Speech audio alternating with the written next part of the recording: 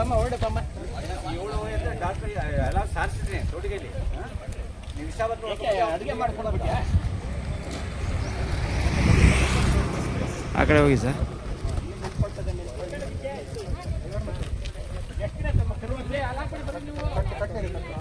ಕರು 5 ತಿಂಗಳಾಯ್ತಾ? 5 ತಿಂಗಳಿಂದ ಹೀಟ್ ಬಂದಿಲ್ವಾ?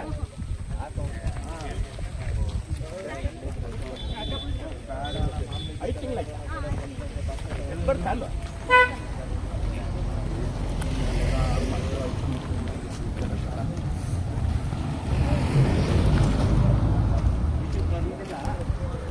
ಥರ ಬಂದು ಹೋಗಿದೆ, ಮಳೆ ಆಗಲಿಲ್ಲ, ಅದಕ್ಕೆ ನಿಮಗೆ ಗೊತ್ತಾಗಲಿಲ್ಲ. ಎಷ್ಟಿದೆ ಅಷ್ಟು ಮನೆಯಲ್ಲಿ? ಏನಂದ್ರೆ ಮುಂದೆ ಅಜ್ಜ ಕಾಲ್ ಮಾಡಿದ್ರು ಸರ್, ಕೈ ತಿಂದು ಸಾಲದು ಸ್ವಲ್ಪ ಆಯ್ತಾ. ಇವಾಗ 3 ವಾರ ಒಳಗೆ ಬಂದು ಇಂಜೆಕ್ಷನ್ ಮಾಡ್ಕೊಂಡು ಹೋಗಿ ಇಲ್ಲಿ ಸ್ಮೂತ್ ಓವರಿಸ್ತೇನೆ, ಸ್ಮೂತು ಸೈಲೆಂಟ್ ಇಟ್ಟು 3 ವಾರ ನಾವು ಚೀಟಿ ಬರ್ಕೊಟ್ಟಿರ್ತೀವಿ. ಬುಧವಾರ ರೂಟ್ ಬರ್ತಾರಲ್ವಾ, 3 ವಾರ ಹೊಡ್ಕೊಂಬಂದು ಇಂಜೆಕ್ಷನ್ ಹಾಕ್ಕೊಂಡು ಹೋಗಿ. ಆಮೇಲೆ ನಾವು ಮಾತ್ರೆ ಕೊಟ್ಟಿರ್ತೀವಿ, ಮಾತ್ರೆ ದಿನ ಒಂದೊಂದು ಮಾತ್ರೆ, ಮಿನ್ನು ಮುದ್ದೆ. ಆಮೇಲೆ ಮಿನರಲ್ ಮಿಕ್ಸರ್, ಡೈರಿಯಲ್ಲಿ ಏನು ಮಿನರಲ್ ಮಿಕ್ಸರ್ ಪೌಡ್ರ್ ಕೊಡ್ತಾರೋ ಅದನ್ನು ಬೆಳಗ್ಗೆ 100 ಗ್ರಾಮ್ ಹಾಕೊಂಡು ಹೋಗ್ಬೇಕು. ಹಸು ಉಜ್ಕೊಳ್ಳುತ್ತೆ, ಆಮೇಲೆ ಮೇಲೆ ತಿನ್ನಲ್ಲ ಅನ್ನೋದು ಬಿಡಬಾರ್ದು. ಏನಾದರೂ ಮಾಡ್ತೀರೋ 100 ಗ್ರಾಮ್ ದಿನ 100 ಗ್ರಾಮ್ ಅಷ್ಟು ಮಿನರಲ್ ಮಿಕ್ಸರ್ ಅಂತ ಕೊಡಿ. 3 ವಾರ ಕಂಟಿನ್ಯೂಸ್ಗೆ ಡಾಕ್ಟರ್ ಹತ್ರ ಹೊಡ್ಕೊಂಡ್ಬಂದ್ಬಿಟ್ಟು ಇಂಜೆಕ್ಷನ್ ಹಾಕ್ಕೊಂಡು ಹೋಗಿ ಮಾತ್ರೆ ಕೊಟ್ಟು ಮಾತ್ರೆ ತಿನ್ನಿಸಿ 2ನೇ ಸರಿ ಹೀಟಿಗೆ ಬಂದಾಗ ಸಮೇತ ಕೊಡ್ಬೋದು ಆಯಿತಾ. ಬಟ್ ನೀವಂದರೆ ಮಿನರಲ್ ಮಿಕ್ಸರ್ ಕಡ್ಡಾಯವಾಗಿ ಹಾಕ್ಬೇಕು. ರೂಟಲ್ಲಿ ಹೊಡ್ಕೊಂಡ್ಬಂದು 3 ವಾರ ತೋರಿಸ್ಬೇಕು. ಇಂಜೆಕ್ಷನ್ ಕೊಡ್ರಪ್ಪ, ವಿಟಮಿನ್ ಎ ಸೊನ್ನೆ ಕೊಡ್ತಾರೆ, ಇಂಜೆಕ್ಷನ್ ಹಾಕ್ಸ್ಕೊಂಡೋಗಿ. ಅದು 10 ರೀತಿ ಒಂದು ಪ್ಯಾಕೆಟ್ ಅಂತ ನಿಂದೇನು 10 ಕಲೆ ಮಾಡಬೇಕು. ಬನ್ನಿ ಒಳ್ಳೆ ಬನ್ನಿ.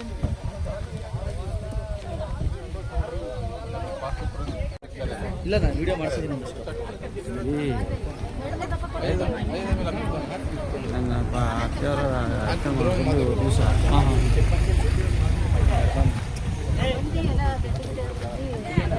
ಮಳೆ ಗೊಣ್ಣೆ ಬರ್ತಾ ಇದೆ, ಬರ್ತಾ ಇದೆ. ಇದು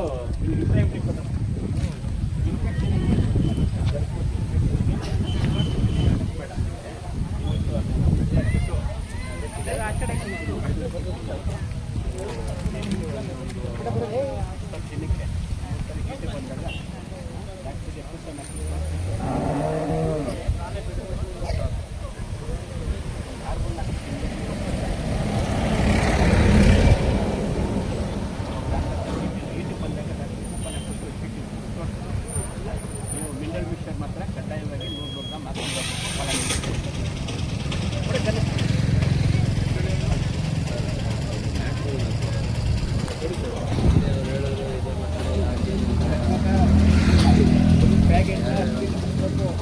ಮಿನರಲ್ ಮಿಕ್ಸರ್ ಒಂದು ಹಾಕ್ಕೊಂಡ್ರೆ ನಮ್ಮ ಅವು ಎಲ್ಲ ಮೇವುಗಳಲ್ಲೂ ಸಿಗೋ ಥರ ಆಹಾರ ಇರೋದಿಲ್ಲ. ಮೇವುಗಳನ್ನು ಕೊಡಬೇಕಾಗಿದ್ದ ಅಂಶಗಳು ಮಿನರಲ್ಸ್ ಸಿಕ್ಕಲ್ಲ.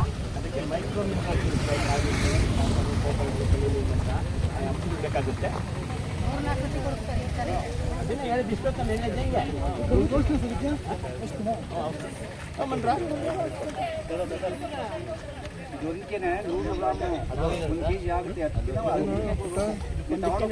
ಹಾಲು ಬರೋಲ್ಲ ಅಂದ್ಬಿಟ್ಟು ನೀವು ತಗೋಬೇಡ, ಫಲ ಆಗ್ಬಿಟ್ಟು ಆ ಕಡೆ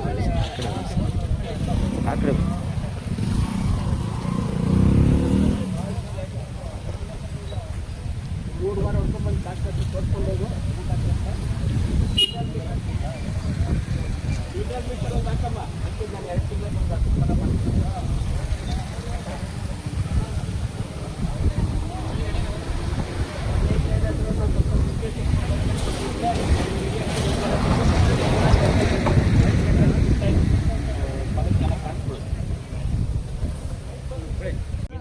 ನೀರು ತುಂಬಿಕೊಂಡಂಗೆ ಆಗಿದೆ.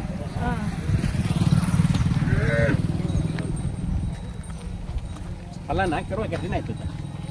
ಕರುವಾಕಿ 4 ಮತ್ತೆ 2 ತಿಂಗಳು ಫಲ ಸರ್. ಫಲ ಆಗಿದೆ, ಬೇರೆ ಕಾನ್ಫಿಡೆನ್ಸ್ ಇಂಜೆಕ್ಷನ್ ಕೊಡ್ಸೋದೇನು ಬೇಡ.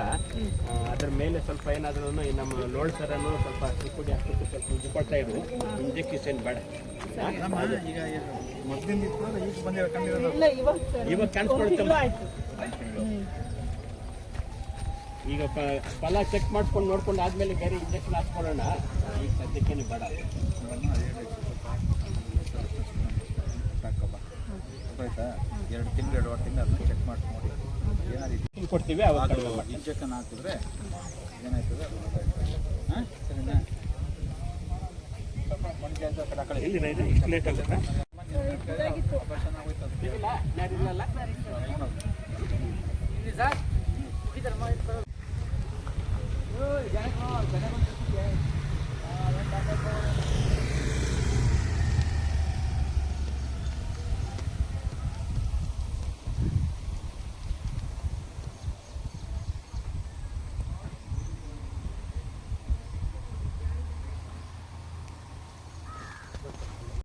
ಅಲ್ಲಿ ಬರೇ ನೋಡಿ ಫೀಡ್ ಹಾಕ್ತಾನೆ, ಒಣಗಿದ್ದು ರಾಗಿ ಹುಲ್ಲು ಮಾತ್ರ ಹಾಕ್ತಾನೆ. ದನಗಳು ಚೆನ್ನಾಗಿದ್ದಾವೆ, ಮತ್ತೆ ಹಾಲು ಫ್ಯಾಟು ಎಲ್ಲ 4-5 ಮೇಲೆ ಬರ್ತಿದೆ. ಇಲ್ಲಾಂದ್ರೆ ಒಣಗಿದ್ದು ಮುಸುಕಿನ ಜೋಳ ಹಾಕ್ತಾನೆ ಚಾಪ್ ಕಟ್ ಮಾಡಿ, ಇಷ್ಟೇ ಹಾಕೋದು. ಹಸಿದು ಒಂದು ಕಡ್ಡಿ ಹಾಕಲ್ಲ ಹುಲ್ಲು. ಇದು ನಿಮಗೆ ಗೊತ್ತಿರಲಿ. ಇದು ಇದು ಇದು ಇದು ಇವೆಲ್ಲ ಇವು ಗೊತ್ತಾದಂಗೆ ನಮ್ಮ ರೈತರಿಗೆ ನಾವು ಮಾಹಿತಿ ಕೊಡ್ಬೇಕಲ್ವಾ? ರೈತರಿಗೆ ಅನುಕೂಲ ಆಗ್ತೈತೆ, ರೈತರಿಗೆ ಲಾಭ ಬರ್ತೈತೆ, ರೈತರ ಮನೆ ದೀಪ ಬೆಳಗ್ತೈತೆ. ಯಾಕಂದ್ರೆ ಇದರಲ್ಲಿ ಉದ್ಯೋಗ ಸೃಷ್ಟಿ ಜಾಸ್ತಿ ಆಗೋದ್ರಿಂದ ನಗರೀಕರಣ ಸಮಸ್ಯೆ, ಬೆಂಗಳೂರು ನಗರಕ್ಕೆ ಹೋಗಿ ವಲಸೆ ಹೋಗಿ ಇಲ್ಲೆಲ್ಲ ಹಾಳಾಗಿ ಹೋಗಿ ಅಲ್ಲಿ ವಲಸೆ ಹೋಗಿ ಅಲ್ಲಿ ಬದುಕುವಂತ ನರಕದ ಒಂದು ಸೃಷ್ಟಿ ಕಡಿಮೆ ಆಗ್ತೈತೆ. ಅದರಿಂದ ನೀವು ಇಲ್ಲಿ ದನಗಳನ್ನ ಮೇಯಿಸೋದು ಹೆಂಗೆ ಅನ್ನೋದು ಸರಿಯಾಗಿ ಕಲ್ತ್ಕೊಂಡ್ಬಿಟ್ರೆ ಬೆಂಗಳೂರಿಗೆ ಹೋಗೋದು ಬೇಕಾಗಿಲ್ಲ. ಯಾಕಂದ್ರೆ ಇಲ್ಲಿ ದೇವ್ರು ಕೊಟ್ಟಂತ ವರ ಇದ್ದಂಗೆ ಐತಿ ಇಲ್ಲಿ ವ್ಯವಸ್ಥೆ. ಇಲ್ಲಿ ಅದಕ್ಕಿಂತ ಜಾಸ್ತಿ ದುಡ್ಡು ದುಡಿಬೋದು, ಸಂತೋಷವಾಗಿ ಇರ್ಬೋದು, ಆರೋಗ್ಯವಾಗಿ ಇರ್ಬೋದು. ಅದರಿಂದ ನೀವು ರೈತರಾಗಿರೋರು ತಪ್ಪು ತಿಳುವಳಿಕೆಗಳನ್ನ ಬಿಟ್ಬಿಡ್ಬೇಕು. ನಿಮ್ಮ ಅಪ್ಪ ಹಾಕಿದ ಆಲ್ದ ಮರ ಅಂತ ಹೇಳ್ಬಿಟ್ಟು ಅವತ್ತಿನಿಂದ ಈ ತಲೆಗಿರೋದನ್ನ ಬದಲಾವಣೆ ಮಾಡ್ಕೊಳಕ್ ಬಿಡ್ತಲೇ ಇಲ್ಲ ನೀವು. ಅದನ್ನ ಇವರೆಲ್ಲ ಹೇಳಿದಾಗ ಕೇಳಬೇಕು. ಕೇಳಿ ಹೌದಾ ಇದು ವಿಜ್ಞಾನನಾ, ಇದು ರಿಯಾಲಿಟಿನಾ, ಯಾಕೆ ಏನು ಅಂತ ಕೇಳಿ ಬದಲಾಯಿಸ್ಕೊಂಡು ಒಂಚೂರು ರಿಸಲ್ಟ್ ನೋಡ್ಬೋದಲ್ಲ. ಯಾವಾಗ್ಲೂ ಸಗಣಿ ಉಚ್ಕೊಳ್ತೈತೆ, ಮತ್ತೆ ವಾಸನೆ ಬರ್ತೈತೆ, ಹಸು ಹಾಲಿನಲ್ಲಿ ಫ್ಯಾಟ್ ಬರಲ್ಲ, ಗರ್ಭ ಧರಿಸಲ್ಲ, ಹಸು ಬಡಕಲಾಗ್ತೈತೆ. ಇದಕ್ಕೆಲ್ಲ ಕಾರಣ ಇದೆ. ಇವಾಗ ಹೇಳಿನಲ್ಲ ನಾನು, ಇಷ್ಟು ಬಿಟ್ರೆ ಬೇರೆ ಏನಿಲ್ಲ. ನೀವು ಹಾಕೋದು ಎಷ್ಟು ಹಾಕ್ತೀರೋ ಅಷ್ಟು ಜೀರ್ಣ ಆಗ್ತೈತೆ, ಎಲ್ಲ ಸರಿಯಾಗಿರ್ತೈತೆ. ಹಾಕೋ ರೂಪ ಮತ್ತು ಹಾಕೋ ವಿಧಾನ ಬದಲಾಗಬೇಕು. 2 ಸಲ ಮೇವು ಹಾಕ್ಬೇಕು, ಬೆಳಗ್ಗೆ ಒಂದ್ಸಲ ಸಾಯಂಕಾಲ ಒಂದ್ಸಲ. ಎಷ್ಟು ತಿಂತೈತೆ ಬೆಳಗ್ಗೆ ಅರ್ಧ ಸಾಯಂಕಾಲ ಅರ್ಧ ಹಾಕ್ಬಿಟ್ಟು ಮಧ್ಯಾಹ್ನ ಒಂದು ದಿನಕ್ಕೆ ಅದು 8 ರಿಂದ 10 ಗಂಟೆ ಮೆಲ್ಕ್ ಹಾಕ್ಬೇಕು. ಮೆಲ್ಕ್ ಹಾಕಿರ್ ಮಾತ್ರ ಜೀರ್ಣ ಆಗೋದು, ಇಲ್ದಿರ ಆಗಲ್ಲ. ಇದು ನೀವು ತಿಳ್ಕೊಬೇಕಾಗಿರೋದು. ಇದು 2 ಸಲ ಹಾಕ್ಬೇಕು. ನಾನು ಹೇಳಿದ್ದೀನಿ ಒಣ ಹುಲ್ಲು, ನೀವು ಇದನ್ನ ಕಟ್ ಮಾಡ್ಕೊಳ್ರಿ.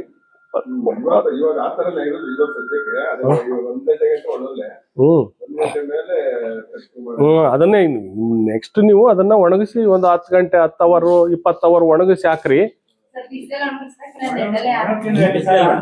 ಬಿಸಿಲಲ್ಲಾದ್ರೂ ಹಾಕ್ಲಿ, ನಿಮಗೆ ಬಿಸಿಲಿಲ್ಲ ಅಂದ್ರೆ ನೆರಳಲ್ಲಾದ್ರೂ ತೇವಾಂಶ ಒಣಕೊಂಡ್ರು ಎಷ್ಟೋ ಉತ್ತಮ. ಎಷ್ಟು ತೇವಾಂಶ ಒಣಗ್ತೈತೆ ಅಷ್ಟು ಉತ್ತಮ. ಈಗ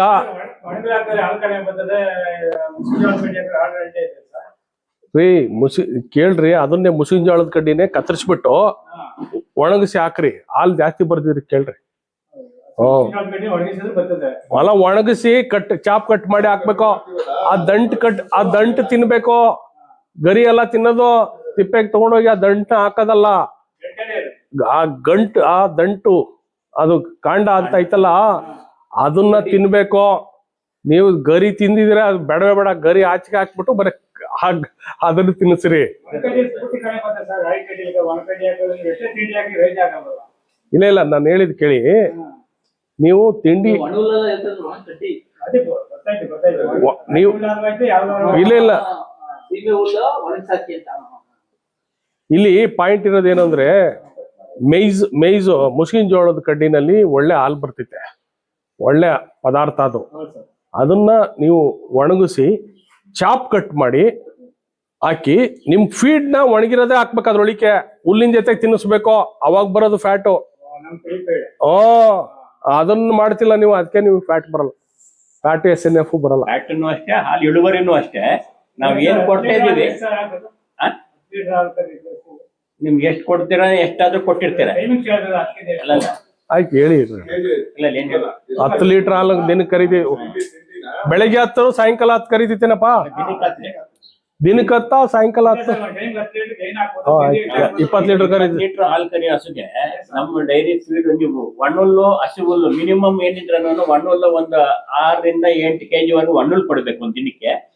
ಹಸಿ ಹುಲ್ಲು 25 ರಿಂದ 30 kg 40 kg ವರೆಗೂ ಹಸಿ ಹುಲ್ಲು ಕೊಡ್ಬೋದು. ಈಗ ಫೀಡು ನೀವು ಮಾಮೂಲಿಯಾಗಿ ಏನ್ ಕೊಡ್ತೀರಾ, ಒಂದು ಬಾಡಿ ಮೇಂಟೆನ್ಸ್ 300 ಗ್ರಾಮ್ ಅಂದ್ರೆ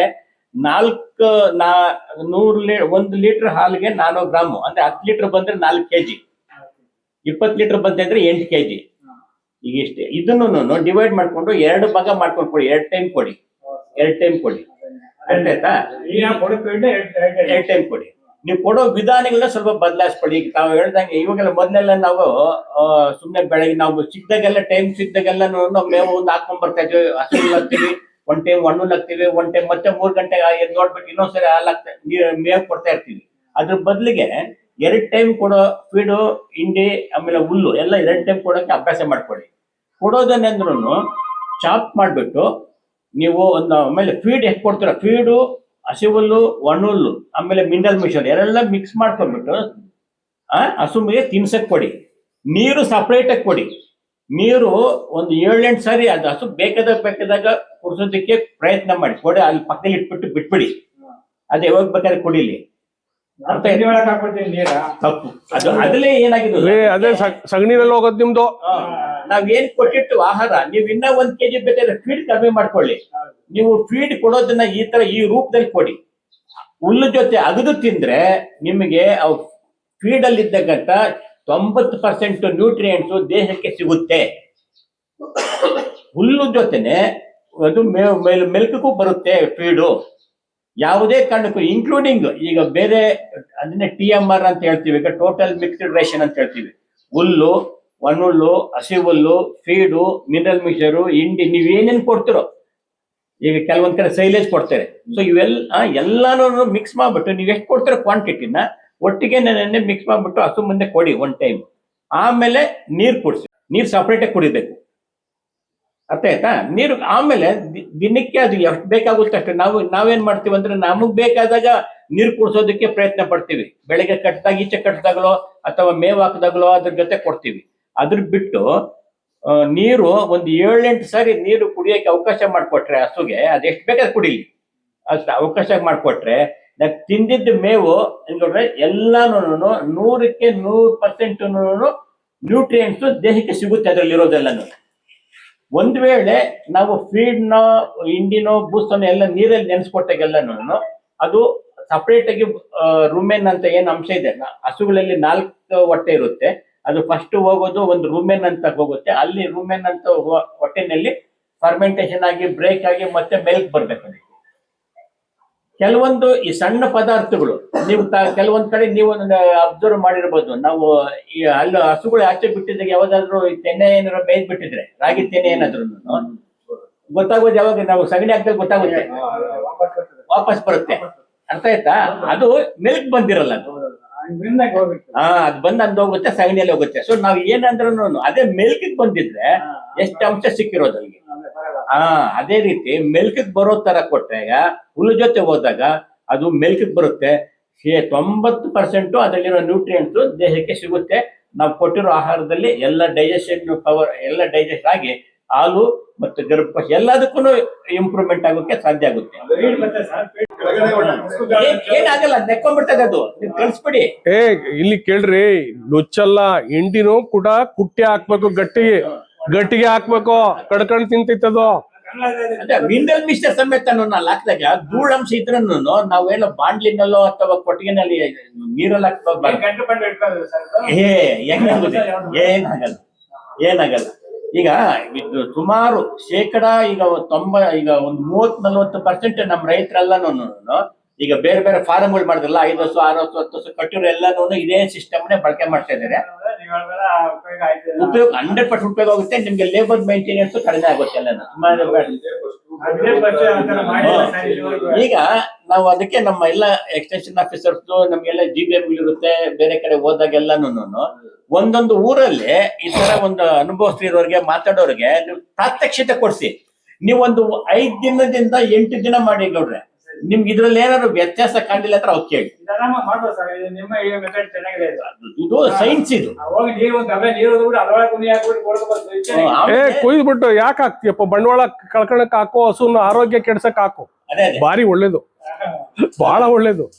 ಅದಕ್ಕೆ ನಾವು ಕೊಡ್ತಾ ಇರೋ ವಿಧಾನನ ಬದಲಾಯಿಸ್ಕೊಂಡ್ರೆ ನಾವು ನಮ್ಮ ಹಸುಗಳು ಸಾಕಾಣಿಕೆನಲ್ಲೂ ಕ್ವಾಲಿಟಿನೂ ನೋಡ್ಬೋದಲ್ಲ. ನೀವು ಫೀಡ್ ಸರಿ ಇಲ್ಲ ಅಂದ್ಬಿಡ್ತೀರಾ, ಹಿಂಗ್ ಕುಡಿಸ್ಬಿಟ್ಟು ಬೇದಿ ಮಾಡಿಸ್ಬಿಟ್ಟು ಫೀಡ್ ಸರಿ ಇಲ್ಲ ಅಂದ್ಬಿಡ್ತೀರಾ. ಫೀಡ್ ಏನೋ ಒಂದ್ 50% ಸರಿ ಇಲ್ಲ ಅಂತ ಇಟ್ಕೊಳ್ಳೋಣಪ್ಪ. ಅಲ್ಲ, ಅದು ಬೇರೆ ಅದಾಗಿದೆ. ಅದು ಬೇರೆ. ಫೀಡ್ ಸರಿ ಇದ್ರೂನು ನೀವ್ ಹಿಂಗ್ ಕುಡಿಸ್ರೆ ಬೇದಿನೇ ಮಾಡ್ಕೊಳೋದು. ಹೌದೌದು, ಅದು ಒಂದೊಂದ್ ಸಲ ಅದು ಆಗಿದೆ. ಅದು 100%. 50% ಫೀಡ್ ಕ್ವಾಲಿಟಿ ಇಲ್ಲ ಅಂತ ಇಟ್ಕೊಳ್ಳೋಣ. ನೀವು ಆಕಾರ ರೂಪ ಇದೆಯಲ್ಲ ಅದು ಸರಿ ಇತ್ತು ಅಂದ್ರೆ ದನ ಉಚ್ಕೊಳಲ್ಲಪ್ಪ. ನಾನು ಅವಳು ಕೇಸ್ ಕೊಡ್ತಾ ಇರ್ಬೇಕಾದಾಗ ಯಾರ್ದೋ ಒಂದು ಯಾವಾಗ್ಲೂ ಉಚ್ಕೊಳ್ತದ ಅಂತ ಕೇಳಿದೆ ನಾನು. ಹಸುನ ಮಾತಾಡ್ದೆ. ಅವರು ಸುಮ್ಮನೆ ನೀರ್ ತುಂಬೋದ್ರಿಂದ ಬುಸಗ್ ಏನ್ ಕುಡ್ಸೋದಕ್ಕೇನೆ ಅವರು ಒಣಗಿದ್ ಕೊಟ್ಬಿಟ್ಟು ಅವ್ರು ಮಾಡ್ಲಿ. ಅವ್ರು ಯಾವ ಹಸುಗ ಆತರ ಬೇದಿ ಡೈಲಿ ಬೇದಿ ಆಗೋದೇ ಕಂತೆ ತಪ್ಪು. ಬೇದಿ ಮಾಡ್ಸತ್ತೆ ನೀವು. ಬೇದಿ ಗಟ್ಟಿನೂ ಬೇಡ ಗೌಡ್ರ, ಅದನ್ನ ಚೇಂಜ್ ಮಾಡಿ ಇನ್ ಮುಂದೆ ಚೇಂಜ್ ಮಾಡ್ಕೊಳ್ಳಿ. ನೀರು ಒಂದ್ ಹನಿನೂ ಹಾಕ್ಬಿಡ್ರಿ ಇದಕ್ಕೆ. ನೀವ್ ಹೇಳಿದ್ರಲ್ಲ ಬೇದಿ ಆಗೋದು ಅವ್ರೆ 100%. ಒಂದ್ಸರಿ ಗುಚ್ಕೊಳ್ತಾನೆ ಇದ್ರೆ ನೀರಿನಾಂಶ ಎಲ್ಲ ಸಗಣಿಯಲ್ಲಿ ಹೋದಾಗೆಲ್ಲನು ಹಸುವಿನಲ್ಲಿ ಬಡ ಅದು ಮೂಳೆ ಬಿಟ್ಕೊಳ್ತದೆ. ಹಾಲು ಇಳುವರಿಯನ್ನು ಕಡಿಮೆ ಆಗುತ್ತೆ. ಹೌದೌದು ನೋಡ್ರಿ, ಮೆಲುಕು ಹಾಕ ಪ್ರಾಣಿ ಹಸು. ಆನೆ ಹುಲ್ಲೇ ತಿಂದ್ರು ಅದು ಮೆಲುಕು ಹಾಕಲ್ಲ, ಒಂಟೆ ಹಾಕಲ್ಲ, ಜಿಂಕೆ ಹಾಕಲ್ಲ. ಈ 4 ಪ್ರಾಣಿಗಳು ಯಾವ್ದೋ ಕುರಿ, ಮೇಕೆ, ಎಮ್ಮೆ, ಹಸು, ಇವು ಏನಿದಾವೆ 4 ಮೆಲುಕು ಹಾಕೋದು. ಇದು ಈ ಜೀರ್ಣಕ್ರಿಯೆ ಇದೆಯಲ್ಲ, ಈ ರುಮನೈಟ್ಸ್, ಈ ಮೆಲುಕು ಹಾಕೋ ಪ್ರಾಣಿಗಳದು ಬಹಳ ಸಂಕೀರ್ಣ. ಅಂದ್ರೆ ಬಹಳ ಕಷ್ಟದ ಒಂದು ಬಹಳ ತಿಳ್ಕೊಳಕ್ ಆಗದಷ್ಟು ಆಳದಲ್ಲಿ ಜ್ಞಾನ ಇದೆ ಇದು. ಅದರಿಂದ ಇದನ್ನ ಏನು ನೀವು ಡ್ರೈ ಮ್ಯಾಟರ್ ಏನ್ ಹಾಕ್ತೀರಾ, ಒಣಗಿರೋದ ವಿಚಾರ ಏನ್ ಮಾಡ್ತೀರಾ, ಅದು ಚೆನ್ನಾಗಿ ಜೀರ್ಣ ಆಗ್ತಿದೆ. ಅದಕ್ಕೆ ಯಾವುದೇ ಇದು ಅಸಿಡಿಟಿ ಆಗಲ್ಲಪ್ಪ. ನೀವು ಹಾಕ್ಬೇಕಾಗಿರೋದು ಅದು ಅಷ್ಟೇ, ಅದನ್ನ ಮಾಡ್ರಿ. ಇವಾಗ ಏನಂದ್ರೆ ನೀವು ಇಒಸು, ನೀವು ಡಾಕ್ಟರ್ಸ್ ಏನಿದ್ದೀರಾ, ನೀವೇನಿದ್ದೀರಾ, ಯಾರು ವರ್ಕರ್ಸು, ನೀವು ಇದನ್ನ ಹೇಳ್ಕೊಡ್ಬೇಕು. ಒಂದೊಂದು ಊರಲ್ಲಿ ನಿಮ್ಮ ಮಾತು ಕೇಳೋರು 5 ಜನ ಇರ್ತಾರೆ. 5 ಜನದ ಹತ್ರ ನೀವು ಮಾಡಿಸ್ಬಿಟ್ಟು ನಮಗೆ ರಿಪೋರ್ಟ್ ಕೊಡ್ಬೇಕು. ಅಂದ್ರೆ ಇವ್ರಿಗೆ ರಿಪೋರ್ಟ್ ಕೊಡ್ಬೇಕು. ಇಒಗಳು ಜನರಲ್ ಬಾಡಿನಲ್ಲಿ ಹೋದಾಗ ಎಲ್ಲರಿಗೂ ರೈತರಿಗೆ ಹೇಳ್ಬೇಕು. ನೀವು ಕೂಡ ಒಂದೊಂದು ಸೊಸೈಟಿನಲ್ಲಿ ಸಪರೇಟ್ ಆಗಿ ನಿಮ್ಮ ಹೇಳೋ ಮಾತುಗಳು ಈ ತರ ಮಾಡಿಸ್ಬೇಕು. ನೀವು ಒಂದು 2-3 ಪ್ರಾತ್ಯಕ್ಷಿಕೆಗಳನ್ನ ಮಾಡಿಸ್ಬೇಕು. ಡಾಕ್ಟರ್ಗಳು ಕೂಡ ಮಾಡಿಸ್ಬೇಕು.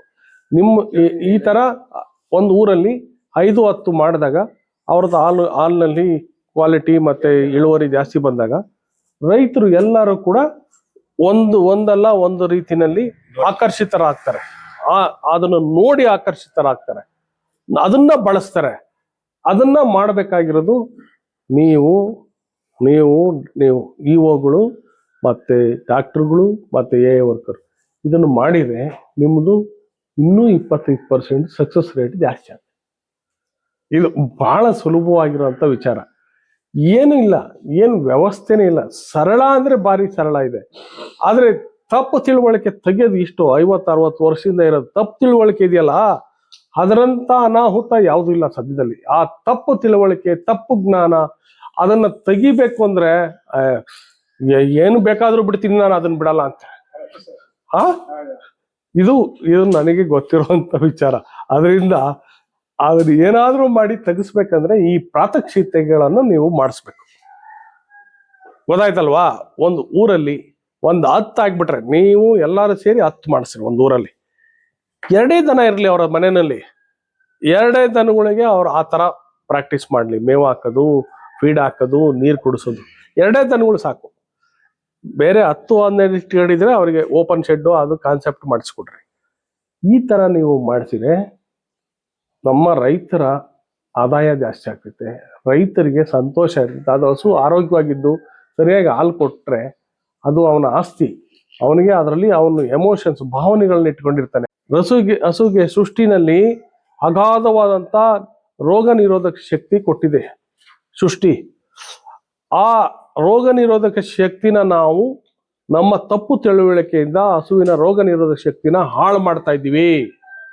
ನಾವೇ ಹಾಳು ಮಾಡ್ತಾ ಇರೋದು.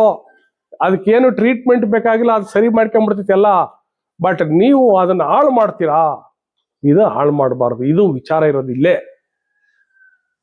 ಅದಕ್ಕೆ ಅಷ್ಟು ಶಕ್ತಿ ಇದೆ. ಅದಕ್ಕೆ ಯಾವ ರೋಗನೂ ಬರದಂಗೆ ಬದುಕುವಂತ ಶಕ್ತಿ ಆ ದೇವರು ಕೊಟ್ಟಿದ್ದಾನೆ. ಮನುಷ್ಯರಿಗೂ ಪ್ರಾಣಿಗಳಿಗೂ ಇರೋ ವ್ಯತ್ಯಾಸ ಅದೇ. ರೋಗ ನಿರೋಧಕ ಶಕ್ತಿನಲ್ಲಿ ಬಹಳ ಬಹಳ ಅತ್ಯುನ್ನತ ಮಟ್ಟದಲ್ಲಿ ಈ ಪ್ರಾಣಿಗಳಿದ್ದಾವೆ. ಮನುಷ್ಯ ರೋಗ ನಿರೋಧಕ ಶಕ್ತಿ ಕೆಲವರಿಗೆ ಇರ್ತೈತೆ, ಕೆಲವರಿಗೆ ಇರೋದಿಲ್ಲ. ಬಹಳ ಬೇರೆ ಬೇರೆ ತರ ಆಗ್ತೈತೆ. ಅದರಿಂದ ಈ ಹಸುಗಳದ್ದು ರೋಗ ನಿರೋಧಕ ಶಕ್ತಿನ ಹಾಳು ಮಾಡಕ್ಕೆ ಈ ಪ್ರಾಕ್ಟೀಸ್ ಮಾಡಬೇಡ. ಅದು ಹಾಳಾಯ್ತು ಇಷ್ಟೇ. ಇದನ್ನ ತಿಳ್ಕೊಬೇಕಾಗಿರೋದು ನೀವೇನಿದ್ದೀರಾ, ನೀವು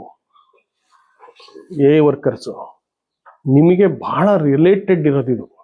ನೀವು ಎವೇರಿ ಮನೆಗೆ ಹೋಗ್ತೀರಾ, ಎವೇರಿ ರೈತರನ್ನ ಭೇಟಿ ಮಾಡ್ತೀರಾ, ಎವೇರಿ ಹಸುನ ನೋಡ್ತೀರಾ, ಅವರದ್ದು ಪ್ರಾಕ್ಟೀಸ್ ಏನು ಮಾಡ್ತಾರೆ, ಮೇವು ಹಾಕೋದು, ನೀರು ಕುಡಿಸೋದು, ಕೊಟ್ಟಿಗೆ ಎಲ್ಲ ನೋಡ್ತೀರಾ. ಎಲ್ಲ ಅನುಭವ ಇರ್ತೈತಿ ನಿಮಗೆ. ಅವರಿಗೆ ಸರಿಯಾದ ಒಂದು ಗಾಳಿ ಬೆಳಕಿರೋ ಕಡೆ ಹಸುನ ಉದ್ದಕ್ಕೆ ಹಗ್ಗ ಇಟ್ಟು ಕಟ್ಟಾಕಿ, ಇಲ್ಲಾಂದ್ರೆ ಫ್ರೀಯಾಗಿ ಬಿಡಿ. ನೀರು ಯಾವಾಗಲೂ ಕುಡಿಯಂಗೆ ಸಿಗಂಗೆ ಮಾಡ್ರಿ. ಮೇವು ಈ ಥರ ಹಾಕ್ರಿ, ಕ್ಲೀನಾಗಿ ಇಟ್ಕೊಳ್ರಿ, ಈ ಥರ ಹಾಲು ಕರೀರಿ, ಈ ಥರ ಲೆಕ್ಕಾಚಾರ ಮಾಡಿ. 45 ದಿನ ಆದಮೇಲೆ ನೆಕ್ಸ್ಟ್ ಹೀಟ್ಗೆ ಸಮನ್ ಹಾಕ್ಸ್ರಿ. ಇಷ್ಟನ್ನು ಹೇಳಕ್ಕೆ ನಿಮ್ಗೇನು ತೊಂದರೆ ಇಲ್ವಲ್ಲ. ಯಾಕಂದ್ರೆ ನೀವೇ ಪ್ರೈಮರಿ ಡಾಟಾದಲ್ಲಿ ಇರೋರು. ಹೌದಪ್ಪ, ನೋಡೋಣ, ನಾ ಹೇಳಿದೆ ಇವಾಗ, ನೀನು ಕರೆಕ್ಟಾಗಿ ಹೇಳಿದೆ ನೋಡು, ಬಹಳ ಸರಿಯಾಗಿ ಹೇಳಿದೆ ನೋಡು. ಬಹಳ ಫಸ್ಟ್ ಬರೋರೇ ಇವರು, ಆದ್ರೆ ಅವ್ರು ಲಾಸ್ಟ್ ಅಲ್ಲಿ ಅವ್ರೆ. ಇವಾಗ ಫಸ್ಟಿಗೆ ಕರ್ಕೊಂಡು ಕೂರಿಸ್ತಾ ಇದ್ವಿ. ನೋಡಿ ಎಷ್ಟೊಂದು ತಿಳುವಳಿಕೆ ಇದೆ ನಿಮ್ಗೆ. ನೀವೇ ದೀಪ ಹಚ್ಚೋದು ಫಸ್ಟು, ಆಮೇಲೆ ಬೇರೆ ಕಡೆ ಎಲ್ಲಾರು ಬೇರೆ ದೀಪ ಹಚ್ಚೋದು. ನಿಮ್ದೇ ರೈತರ ಮನೆ ದೀಪ ಹಚ್ಚೋನು ಅಂದ್ರೆ ಫಸ್ಟ್ ನೀವೇ, ಬೇರೆ ಹಚ್ಚಲ್ಲ. ಅದರಿಂದ ಇವತ್ತೇನು ಇಲ್ಲಿ ಅನಿಮಲ್ಸ್ ಚೆನ್ನಾಗಿದ್ದಾವೆ. ಬಹಳ ಏನು ಅಂತ ಜಾಸ್ತಿ ಬ್ರೀಡ್ ಅನಿಮಲ್ಸ್ ಇಲ್ಲ, ಆರೋಗ್ಯವಾಗಿದ್ದಾವೆ ಅನಿಮಲ್ಸ್, ಫಿಟ್ ಆಗಿದ್ದಾವೆ. ಇಲ್ಲಿ ಕರೆಕ್ಟ್ ಆಗಿ ಇನ್ಸುಮಿನೇಷನ್ ಮಾಡಿದ್ರೆ, ಕೃತಕ ಗರ್ಭಧಾರಣ ಮಾಡಿದ್ರೆ ಒಳ್ಳೆ ಫಲ, ಯಶಸ್ಸು ಸಿಗುತ್ತೈತೆ ಅನ್ನೋದು ನಮಗೆ ಗೊತ್ತಾಗಿದೆ. ಅದರಿಂದ ಚೆನ್ನಾಗಿ ಟೈಮಿಗೆ ಕರೆಕ್ಟಾಗಿ ಮಾಡಬೇಕು. ಅನಿಮಲ್ ಬಾಡಿ ಸ್ಕೋರ್ ನೋಡ್ಕೊಂಡು ಮಾಡಬೇಕು. ಇನ್ಫೆಕ್ಷನ್ನು ಅವೆಲ್ಲ ಇವಾಗೇನು ಹೇಳಿ, ಗೆಡ್ಡೆ ಪಡ್ಡೆ ಅವು ಏನೇನು ಇರ್ತೈತೆ ಇದೆಲ್ಲ ನೋಡ್ಕೊಂಡು ಮಾಡಬೇಕು.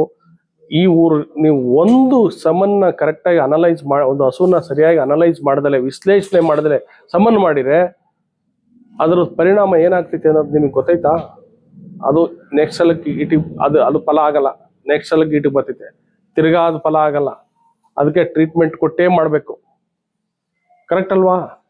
ಅದರಿಂದ ನಿಮ್ಮ ಕೆಲಸ ಏನಿದೆ, ಗೋಲ್ಡನ್ ಕೆಲಸ, ಚಿನ್ನದಂತ ಕೆಲಸ, ಚಿನ್ನ ಬರೋ ಅಂತ ಕೆಲಸ, ಚಿನ್ನ ಸಂಪಾದನೆ ಮಾಡುವಂತ ಕೆಲಸ. ಅದರಿಂದ ನೀವು ನಿಮ್ಮ ಕೆಲಸನ ಬಹಳ ಅನಲೈಸ್ ಮಾಡಿ, ಬುದ್ಧಿಯನ್ನು ಉಪಯೋಗಿಸಿ ಮಾಡಬೇಕು. ಮಾಡಿದ್ರೆ ಮಾತ್ರ ಸಾಧ್ಯ ಆಗ್ತೈತೆ. ಅದು ಗರ್ಭ ಆಗ್ಲಿಲ್ಲ ಅಂದ್ರೆ ಹಿಂಗೆ ಹೋಗ್ತೈತೆ.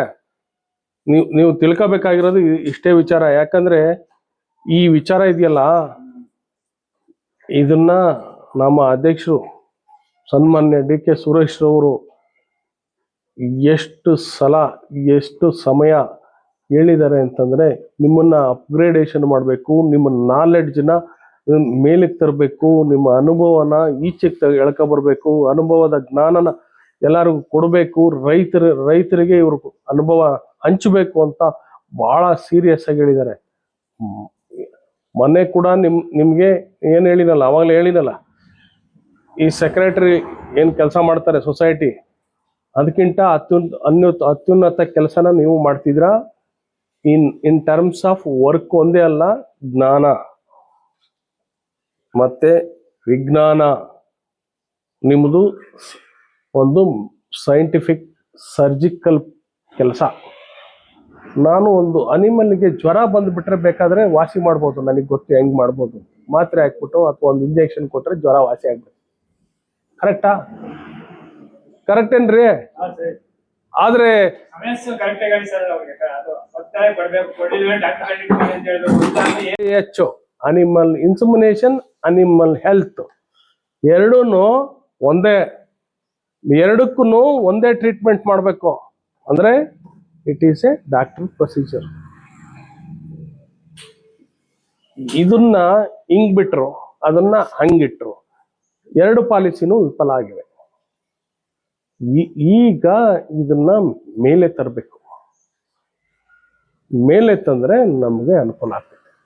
ಎಲ್ಲ ಇದನ್ನೆಲ್ಲ ಟೋಟಲಿ ಎವ್ರಿ ಡೇ ಏನು ನಿಮಗೆ ಕಾಲ್ ಬರ್ತೈತೆ, ಅದು ಡಾಕ್ಟ್ರು ಇಒಗಳಿಗೆ ಬರ್ತೈತೆ. ಡಾಕ್ಟ್ರುಗಳು ನಿಮಗೆ ಡೈರೆಕ್ಷನ್ ಕೊಡ್ತಾರೆ. ಆ ಥರ ನಾವು ಒಂದು ಡಿಜಿಟಲ್ ಪ್ಲಾಟ್ಫಾರ್ಮ್ನ ಕ್ರಿಯೇಟ್ ಮಾಡ್ತೀವಿ ಇವಾಗ. ಗೊತ್ತಾಯ್ತಲ್ಲ? ನಿಮಗೆ ಕ್ರಿಯೇಟ್ ಮಾಡಲಿಲ್ಲ ಅಂದರೆ ನೀವು ಎಷ್ಟು ಹಾಕಿರಿ ಒಂದು ದಿನಕ್ಕೆ, ಎಷ್ಟು ಕಾಲ್ ಬಂದ್ವು, ಏನಾಯಿತು, ಎತ್ತಾಯಿತು, ಡಾಕ್ಟ್ರು ಡೈರೆಕ್ಷನ್ ಕೊಡಬೇಕು. ನೀನು ಹೋಗಿ ಸಾಯಂಕಾಲ ಹಾಕು, ಇಲ್ಲ ಬೆಳಗ್ಗೆ ಹಾಕು. ಅದು ನೀವು ಡಾಕ್ಟ್ರಿಗೆ ನಿಮ್ಮ ಮೆಸೇಜಲ್ಲೇ ಹಾಕ್ಬೋದು ಅಥವಾ ಆಪಲ್ಲೇ ಏನೋ ಮಾಡೋಣ.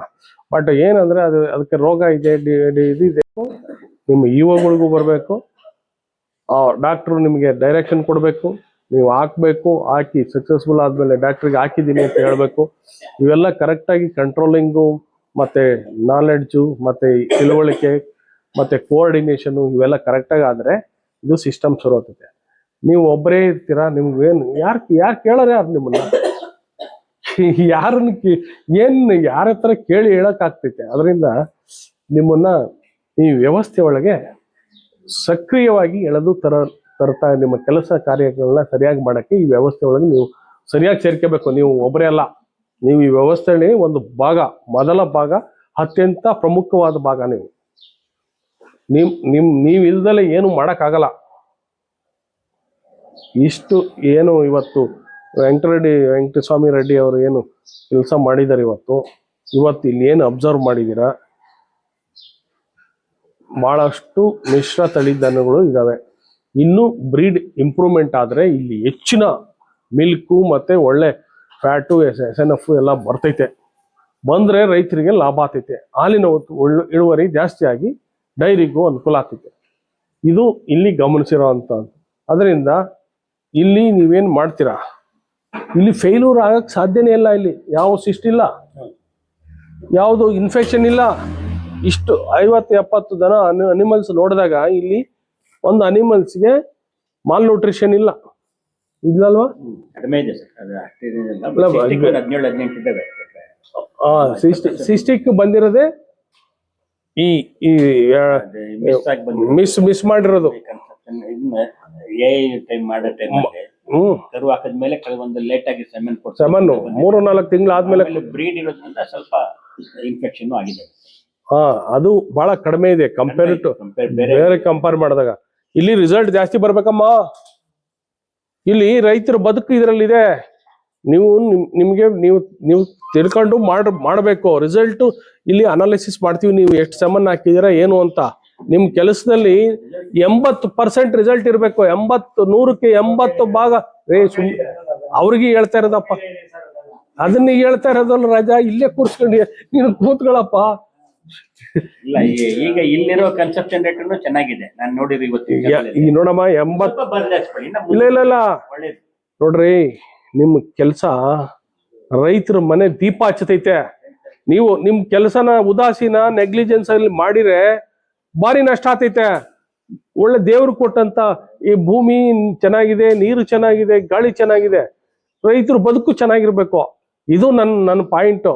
ಇದರಲ್ಲಿ ನೆಗ್ಲಿಜೆನ್ಸ್ ಮಾಡಂಗಿಲ್ಲಮ್ಮ. ನಿನ್ನ ಕೆಲಸದಲ್ಲಿ ನಿನಗೆ ಭಾರಿ ಆಸಕ್ತಿ ಇರಬೇಕು, ಮತ್ತೆ ಬಹಳ ಒಂದು ಸಂತೋಷ ಇರಬೇಕು. ನಿನ್ನ ಕೆಲಸದಲ್ಲಿ ಸಂತೋಷವಾಗಿ ಮಾಡಬೇಕು, ಸರಿಯಾಗಿ ತಿಳ್ಕೊಂಡು ಮಾಡಬೇಕು. ಇದು ಈ ಊರಿನಲ್ಲಿ ನೀವೇನಾದ್ರೂ ಸರಿಯಾಗಿ ಕೆಲಸ ಮಾಡಿದ್ರೆ ಈ ಊರಲ್ಲಿ ಪ್ರಾಬ್ಲಮ್ಮೇ ಇರಲ್ಲ. ಹಸುಗಳಲ್ಲಿ ಪ್ರಾಬ್ಲಮ್ಮೇ ಬರಲ್ಲಮ್ಮ. ನಾನು ಹೇಳಿಲ್ಲಲ್ಲ, 45 ದಿನ ಆದಮೇಲೆ ನೆಕ್ಸ್ಟ್ ಡ್ಯೂಟಿಗೆ ಬರೋಂಗೆ ನೀವು ಎಲ್ಲರಿಗೂ ಹೇಳಿ ಸಮನ್ ಹಾಕ್ಸ್ಬೇಕು. ಈ ಒಣಗಿರೋದು ತಿನ್ಸೋದು, ನೀರು ಯಾವಾಗ ಬೇಕು ಸಿಗಂಗೆ ಮಾಡಿಸೋವಂಥದ್ದು ಮಾಡಬೇಕು. ಗೊತ್ತಾಯ್ತಲ್ವಾ? ಇಷ್ಟು ಮಾಡಿಸಮ್ಮ ನೀನು, ಎಲ್ಲ ನಿಮ್ಮ ಮಾತು ಕೇಳ್ತಾರೆ. ಈ ಥರ ರೈತರಿಗೆ ಅವ್ರಿಗೆ ನೀವು ಹತ್ರ ಆದರೆ ಅವರು ನಿಮ್ಮ ಅಭಿಮಾನದಿಂದ ಸಂತೋಷದಿಂದ ನಿಮ್ಮನ್ನು ದೇವರು ಅಂತ ಪೂಜೆ ಮಾಡ್ತಾರೆ. ಕರೆಕ್ಟ್ ಅಲ್ವಾ? ಈ ನಮ್ಮ ವೆಂಕಟಸ್ವಾಮಿ ರೆಡ್ಡಿನ ಎಲ್ಲ ಕಡೆ ದೇವ್ರ ಥರ ಪೂಜೆ ಮಾಡ್ತಾರೆ.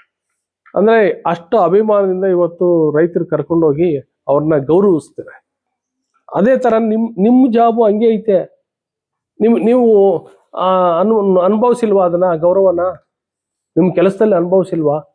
ರೈತರು ನೀವು ಒಳ್ಳೆ ಚೆನ್ನಾಗಿ ಕೆಲಸ ಮಾಡ್ತೀವಿ, ಬಾರಣ ಊಟ ಮಾಡು, ಬಾರಣ ಕೂತ್ಕೋ, ಹಂಗೆ ಹಿಂಗೆ ಅಂತ ಕಾಫಿ ಕುಡಿಯೋಣ, ನೀನು ಇಂಥ ಕೆಲಸ ಮಾಡಿದ್ಯಾ, ನೀನೇ ಬರಬೇಕು ಅಂತ ಕೇಳಲ್ವಾ? ಯಾಕೆ ಕೇಳ್ತಾರೆ?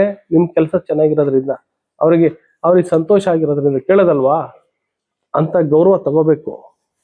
ಅಂತ ಗೌರವ ನಮ್ಮ ಕೆಲಸದಲ್ಲಿ ಸಿಗ್ತೈತೆ ಅಷ್ಟೇ ಹೊರ್ತು ಬೇರೆ ಎಲ್ಲರಲ್ಲೂ ಸಿಕ್ಕಲ್ಲ. ನಮ್ಮ ಕೆಲಸ ಸರಿಯಾಗಿರ್ಬೇಕು.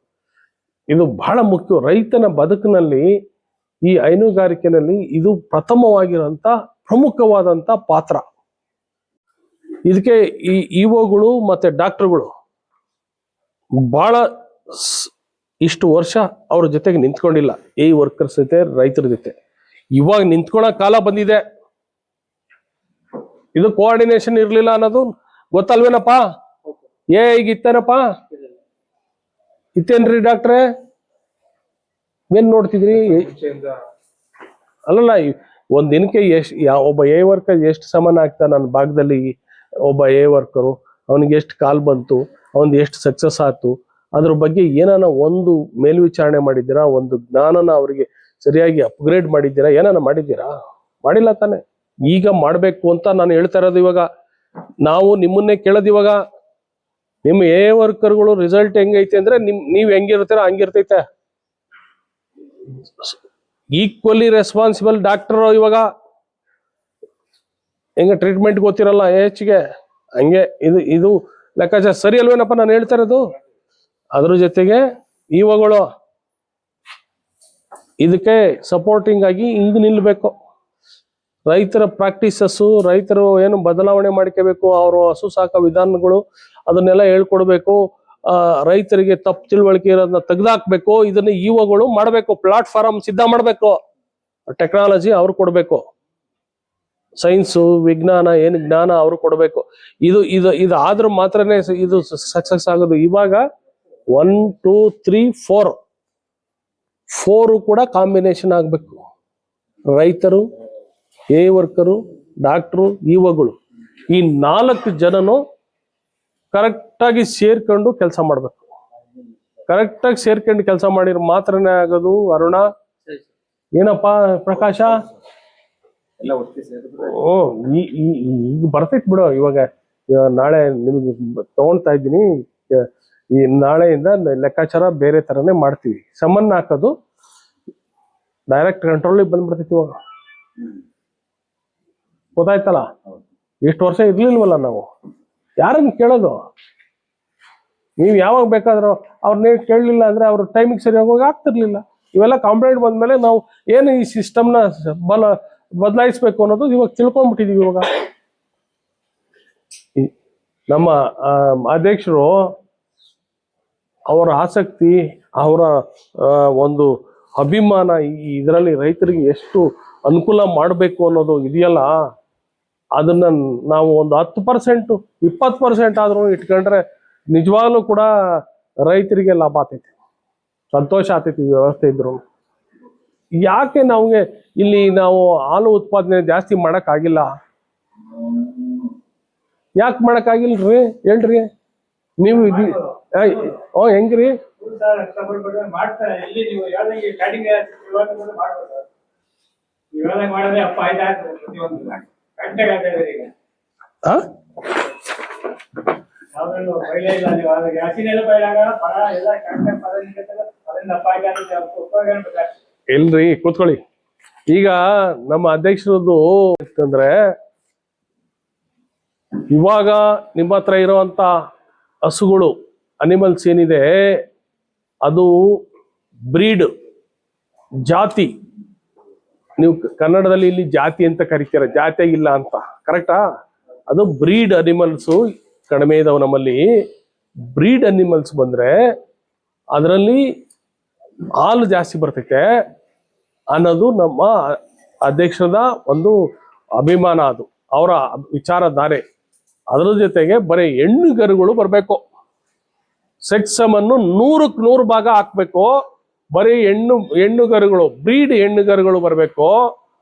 ಆ ಹೆಣ್ಣುಗರುಗಳಿಗೆ ಅವು ಈಟಿಗೆ ಬಂದಾಗ ಬೇರೆ ಓರಿಗಳದು ಸಂಬಂಧ ತಂದು ಹಾಕ್ಬೇಕು. ಈ ತರ ಬ್ರೀಡ್ನ ಮುಂದುವರಿಸ್ಕೊಂಡು ಹೋಗ್ಬೇಕು, ಅಪ್ಗ್ರೇಡ್ ಮಾಡಬೇಕು.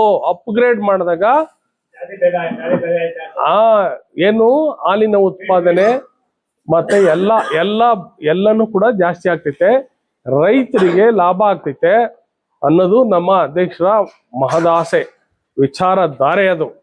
ಅದರಿಂದ ಈ ಬ್ರೀಡ್ ಡೆವಲಪ್ಮೆಂಟ್, ಇವಾಗ ಏನು ಸೆಕ್ಸಮನ್ ಅಂತ ಕೊಡ್ತಾ ಇದ್ದೀವಲ್ಲ, ಅದು ನಮ್ಮ ಅಧ್ಯಕ್ಷರ ಒಂದು ನಿಜವಾದ ಆಕಾಂಕ್ಷೆ, ಆಸೆ. ಅದು ರೈತರಿಗೆ ಸಿಗ್ಬೇಕು, ರೈತರಿಗೆ ಲಾಭ ಆಗ್ಬೇಕು ಅಂತ ಅವರು ಬಹಳ ಎಷ್ಟು ಸಂತೋಷ ಅಭಿಮಾನದಿಂದ ಅವರು ರೈತರ ಬಗ್ಗೆ ಮಾತಾಡಿದ್ರೆ ಗಂಟೆ ಮಾತಾಡ್ತಾರ.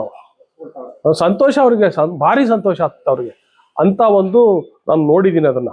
ಅದರಿಂದ ಬ್ರೀಡ್ ಡೆವಲಪ್ಮೆಂಟ್ ಮಾಡಕ್ಕೆ ನಾವು ಈಗ ಕಾರ್ಯಕ್ರಮ, ಅದರಲ್ಲೂ ಬರೀ ಹೆಣ್ಣುಗರುಗಳು ಏನಪ್ಪಾ,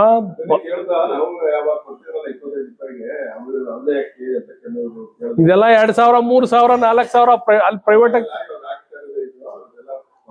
ನಿಮಗೆ 2,000, 3,000 ಸಮನ್ನ ನಿಮ್ಗೆ ಇಲ್ಲಿ ಇಷ್ಟಕ್ಕೆ ಇಳಿಸಿ ಕೊಡ್ತಾವ್ರೆ ಅಂದ್ರೆ ಸೆಂಟ್ರಲ್ ಗೌರ್ಮೆಂಟ್ನವರು, NDDB-ನವರು, KMF-ನವರು, ಬೆಂಗಳೂರು ಡೈರಿನವರು ಎಲ್ಲಾರು ಸ್ವಲ್ಪ ದುಡ್ಡು ಹಾಕಿ ನಿಮ್ಗೆ 100 ರೂಪಾಯಿ ಕೊಡ್ತಾವ್ರೆ. 100 ರೂಪಾಯಿದು ನೀವು 2,000 ಕೊಟ್ಟು ಹಾಕಕ್ಕಾಗದ ಅಲ್ವಾ? ಕರೆಕ್ಟ್ ಅಲ್ವಾ? 10,000 ಐತೆ, 20,000 ಸಮನ್ ಐತೆ. ಇವಾಗ ಒಂದ್ ಸಮನ್ 20,000 ಐತೆ. ಅದರಿಂದ ಇವಾಗ ನಾವು ಆಗ್ತಾ ಇರೋದು NDDB-ನವ್ರದ್ದು ಸಮನ್ನು, ಪ್ರೈವೇಟ್ ಇಂದ ತಂದು ಹಾಕ್ತಿಲ್ಲ, ಸೆಂಟ್ರಲ್ ಗೌರ್ಮೆಂಟ್ನವರು ಕೊಟ್ಟಿರೋದು ತಿಳ್ಕೊಬೇಕು. ಯಾರು ನಮ್ಮ ಅಧ್ಯಕ್ಷರು ಯಾವುದೇ ವ್ಯಾಪಾರಿಗಳಿಂದ ತರಿಸಿ ಆಗ್ತಾ ಇಲ್ಲ, ಇದು central government NDDB national dairy development board ಇಂದ ತಂದು ಹಾಕ್ತಾ ಇರೋಂತ ಒಂದು ಸಮನ್ ಇದು. ಅವರು ತಯಾರು ಮಾಡ್ತಾ ಇರೋದು. ಚೆನ್ನೈನಲ್ಲಿ ಈ ಒಂದು ಸಮನ್ ಸ್ಟೇಷನ್ ಇರೋದು. 365 ಎಕರೆನಲ್ಲಿ ಒಂದು ಸಮನ್ ಸ್ಟೇಷನ್ ಮಾಡಿದ್ದಾರೆ ಕೇಂದ್ರ ಸರ್ಕಾರದವರು. ಅದರಲ್ಲಿ ಅದನ್ನ NDDB ಮುಖಾಂತರ ಮಾಡಿಸವ್ರೆ. World class A grade semen station. ಅದರಲ್ಲಿರೋ ಬೊಲ್ಗಳೆಲ್ಲ ಜರ್ಮನ್ನು, ನೆದರ್ಲ್ಯಾಂಡು, ಡೆನ್ಮಾರ್ಕು ಎಲ್ಲಾ ದೇಶಗಳ ಬೊಲ್ಗಳಿದಾವೆ, ಅಂದ್ರೆ ಓರಿಗಳಿದಾವೆ. ಅವನ್ನ ಅದರಲ್ಲಿ ಸಮನ್ ತೆಗೆದು ಕ್ವಾಲಿಟಿ ಎಲ್ಲ ಚೆಕ್ ಮಾಡಿ ಪರ್ಫೆಕ್ಟ್ ಆಗಿ ಬ್ರೀಡ್ ಇರೋದನ್ನ ನಿಮಗೆ ಕೊಡ್ತಾ ಇರೋದು. ನಾವು ಹೋಗಿ ನಾನು ನೋಡ್ಕೆ ಬಂದ್ವಿ ಲಾಸ್ಟ್ ವೀಕಲ್ಲಿ. ನಮ್ಮ ರೈತರಿಗೆ ಕೊಡ್ತಾ ಇರೋ ಸಮನ್ ಸರಿಯಾಗಿದೆಯೋ ಇಲ್ವೋ ಅನ್ನೋದು ನೋಡ್ಬೇಕಲ್ವ ನಾವು. ಅದಕ್ಕೋಸ್ಕರ ನಮ್ಮ ಅಧ್ಯಕ್ಷರು ಕಳಿಸಿದ್ರು, ಹೋಗಿ ನೋಡ್ಕೊಂಡು ಬಂದಿದ್ದೀವಿ. ನಾವೆಲ್ಲ 3-4 ಜನ ಡಾಕ್ಟರ್ಗಳು ನಾನು ಹೋಗಿ ನೋಡ್ಕೊಂಡು ಬಂದಿದ್ದೀವಿ. ನಾವು ಇಷ್ಟು ವರ್ಷ ಕೊಟ್ಟಿರೋ ಸಮನ್ನಲ್ಲಿ this is the A class ಸಮನ್ನು. ಇದರಲ್ಲಿ ಮೊಟಾಲಿಟಿ ಮತ್ತೆ ಪ್ರೋಗ್ರೆಸಿವ್ ಅಂದ್ರೆ ಗರ್ಭ ಧರಿಸುವಂತ ಒಂದು ಶಕ್ತಿ 80ರಿಂದ 85% ಇದೆ ಈ ಸಮನ್ಗಳಲ್ಲಿ. 85% ಇದೆ. ಇಲ್ಲಿ ಬೇರೆ ಕಡೆ ಕೊಡ್ತಿದ್ರು 45-35% ಇರ್ತಿರ್ಲಿಲ್ಲ. 85% ಈ ಸಮನ್ನು ಫಲ ಕಚ್ಚತೈತೆ. ಯಾಕಂದ್ರೆ ಆ ಮೂವ್ಮೆಂಟ್ ಎಲ್ಲ ನಾವು ಸ್ಲೈಡ್ಗಳಲ್ಲಿ ನೋಡಿದೀವಿ. ಹಿಂಗ್ ಹೋಗ್ತೈತೆ ಮೇಲಕ್ಕೆ, ಬಾಣ ಕೆಳಗೆ ಬರ್ತೈತಿ, ಹಿಂಗ್ ರೌಂಡ್ ಆಗಿ ಹೊಡೆಯವೇ ಇಲ್ಲ. ಡೆಡ್ ಒಂದು 5%, 1% ಇಲ್ಲ ಅದರಲ್ಲಿ ಸಮನ್ನು. ಇಲ್ಲೆಲ್ಲ ಬರೋದ್ರಲ್ಲಿ ಡೆಡ್ ಹಿಂಗೆ ಅರ್ಧ ಬರ್ಧ ಓಡಾಡೋದು, ಸಾಕಾಗೋದು, ಈ ತರ ಇರೋದು. ಆ ಸಮನ್ ಏನಿದ್ರು ಬಾಣ ಹೋದಂಗೆ ಹೋಗ್ತಾವೆ ಮೇಲಕ್ಕೆ ಕೆಳಗೆ. That is mortality. ಪ್ರೋಗ್ರೆಸಿವ್ ಅಂದ್ರೆ ಗರ್ಭಧಾರಣೆ ಮಾಡುವಂತ ಸಾಮರ್ಥ್ಯ ಇರುವಂತ. ಆ ಕಾರಣದಿಂದ ನೀವು ಈ ಸಮನ್ ಬಗ್ಗೆ ಏನಾನ ತಪ್ಪು ತಿಳುವಳಿಕೆ ಇದ್ರೆ ತೆಗೆದಾಕ್ಬಿಡಿ. ಇದು ಸೈನ್ಸು, ಮತ್ತೆ ಇದೇನು ಬೇರೆ ಏನಿಲ್ಲ. ನಾನು ಕಣ್ಣಾರೆ ನೋಡಿರೋಂಥ ಸತ್ಯ. ನಿಮ್ಮಲ್ಲಿ ಇದೇನ ತಪ್ಪಿದ್ರೆ ನಿಮ್ಮ ಕ್ರಮದಲ್ಲಿ ತಪ್ಪು ತಿಳುವಳಿಕೆಯಿಂದ ಫಲ ಆಗಿಲ್ಲ. ನಿಮ್ಮ ತಪ್ಪು ತಿಳುವಳಿಕೆಗಳನ್ನು ತೆಗೆದಾಕಿರೆ ಇದು ನಾರ್ಮಲ್ ಆಗಿ 60-75% ಸಮನ್ನ ಸಕ್ಸಸ್ ಮಾಡ್ಬೋದು. ನಿಮ್ಮ ಕೈಲಿದೆ, ನಿಮ್ಮ ವಿಚಾರ ಇದೆ, ನಿಮ್ಮ ಜ್ಞಾನ ಇದೆ. ಟೈಮ್ಲಿ ಸರಿಯಾಗಿ ಹೋಗಿ ಹಾಕ್ಲಿಲ್ಲ ಅಂದ್ರೆ ಸಮನ್ನ ಪ್ರೊಸೀಜರ್ ಪ್ರಕಾರ ಎಲ್ಲಿ ಸಮನ್ ಸಕ್ಸಸ್ ಆಗುತ್ತೆ?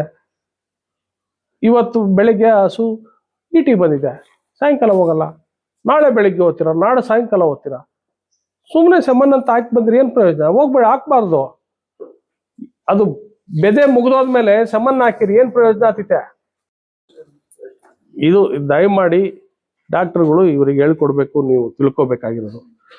ಏನಮ್ಮ, ಬೆದೆ ಗುರುತಿಸೋದು ಫಸ್ಟ್ ಬಂತು ಅಂದ್ರೆ ನಿಮ್ ಸಕ್ಸಸ್ 75% ಆಯ್ತು ಅಂತ. ಬೆದೆ ಗುರುತಿಸೋದು ಬಹಳ ಇಂಪಾರ್ಟೆಂಟ್. ಯಾವ ಬೆದೆನಲ್ಲಿ ನಾನು ಸಮನ್ನ ಹಾಕ್ಬೇಕು ಅನ್ನೋದೇ ಮುಖ್ಯ. ಪ್ರೊಸೀಜರ್ ಏನ್ ಮಾಡ್ತೀರಾ? ತಾಯಿಂಗ್ ಅಂದ್ರೆ ಏನಮ್ಮ? ತಾಯಿಂಗ್ ಪ್ರೊಸೀಜರ್ ಮಾಡ್ತೀಯಲ್ಲಮ್ಮ, ಸಮನ್ ತೆಗೆದ ತಕ್ಷಣ ಹಿಂಗ್ ಒರೆಸ್ಬಿಟ್ಟು ಏನಕ್ಕೆ ನೀರೊಳಗೆ ಹಾಕ್ತೀಯಲ್ವನಮ್ಮ? ಎಷ್ಟು ಡಿಗ್ರಿ ನೀರೊಳಗೆ ಹಾಕ್ತೀಯಮ್ಮ?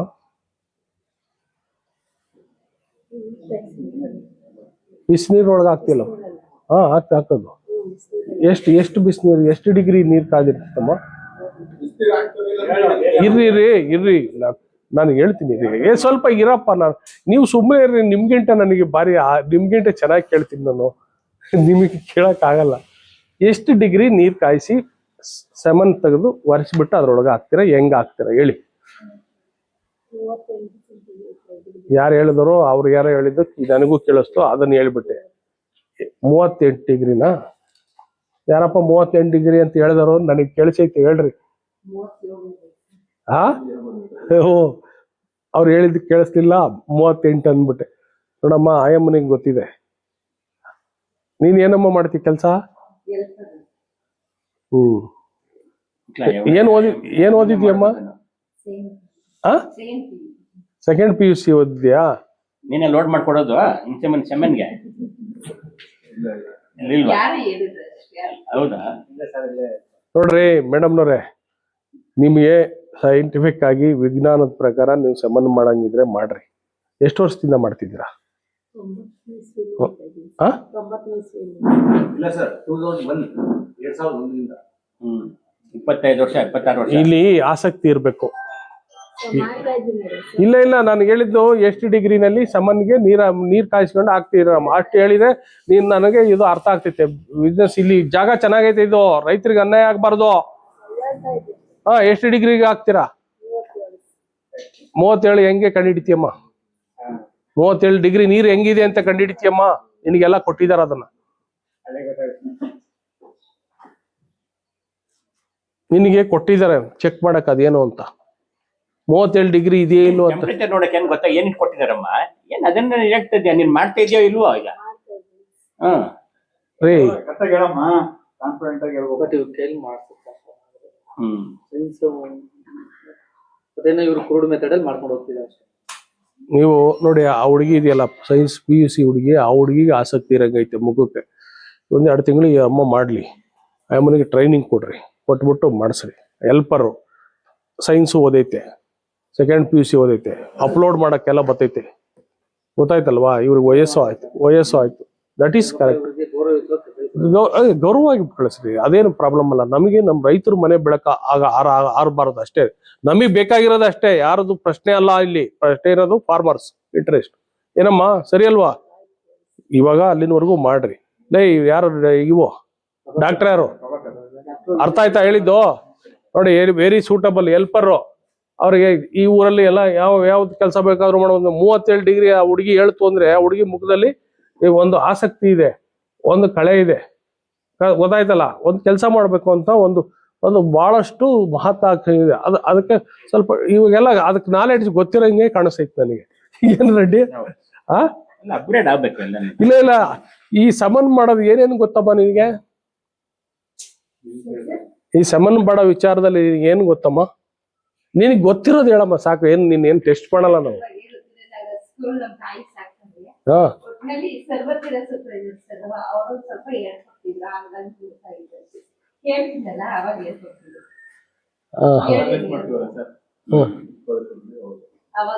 ಆಸಕ್ತಿಯಿಂದ ಕೇಳಿಸ್ಕೊಂಡಿದ್ದಾಳೆ. ಕೇಳಿಸ್ಕೊಂಡ್ರೆ ಬಹಳ ಇಂಪಾರ್ಟೆಂಟ್ ಬೇಕಾಗಿರೋದು. ಬರೀ ಮಾತಾಡೋರು ಬೇಕಾಗಿಲ್ಲ, ಕೇಳಿಸ್ಕೋಬೇಕು.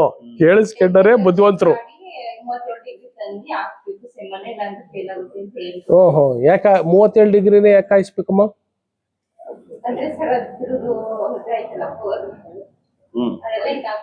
ಅದ್ ಏನಾಗಿರ್ತಿತ್ತಮ್ಮ ಆ ಸ್ಟ್ರಾ ಅಂದ್ರೆ ಆ ಕಡ್ಡಿ ಒಳಗೆ ಏನಾಗಿರ್ತೈತೆ? ಅದು 37 ಡಿಗ್ರಿಗೆ ನೀರ್ ಹಾಕ್ತಿವಲ್ಲ, ಅದು ಏನಾಗಿರ್ತೈತೆ? ಅದು ಯಾಕೆ ಹಾಕ್ಬೇಕು ನೀರೊಳಿಕೆ, ಬಿಸಿನೀರೊಳಿಕೆ? ನಿನಗ್ ಗೊತ್ತಿದೆ ಹೇಳಮ್ಮ.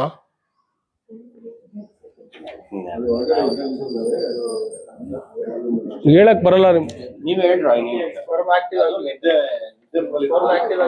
ಅದು ಘನಾಂಶದಲ್ಲಿ ಇರ್ತವೆ. ಗಟ್ಟಿ ಆಗ್ಬಿಟ್ಟಿರ್ತೈತೆ, ಗಟ್ಟಿಯಾಗಿ ಹೋಗ್ಬಿಟ್ಟಿರ್ತೈತೆ. ಅದನ್ನೇ ಹೇಳ್ಬೇಕಾಗಿರೋದು. ಅದು ಪೂರ್ತಿ ಅದು ಲಿಕ್ವಿಡ್ ನೈಟ್ರೋಜನ್ ಕಂಟೈನರ್ ಅಲ್ಲಿ ಇಟ್ಟಿರ್ತೀವಿ. ಅದನ್ನ ಕಲ್ಲಿಗಿಂತ ಗಟ್ಟಿಯಾಗಿರ್ತೈತೆ. ನಂಗೆ ಒಡೆದೋಗಲ್ಲ, ಅಷ್ಟು ಗಟ್ಟಿಯಾಗಿರ್ತೈತೆ.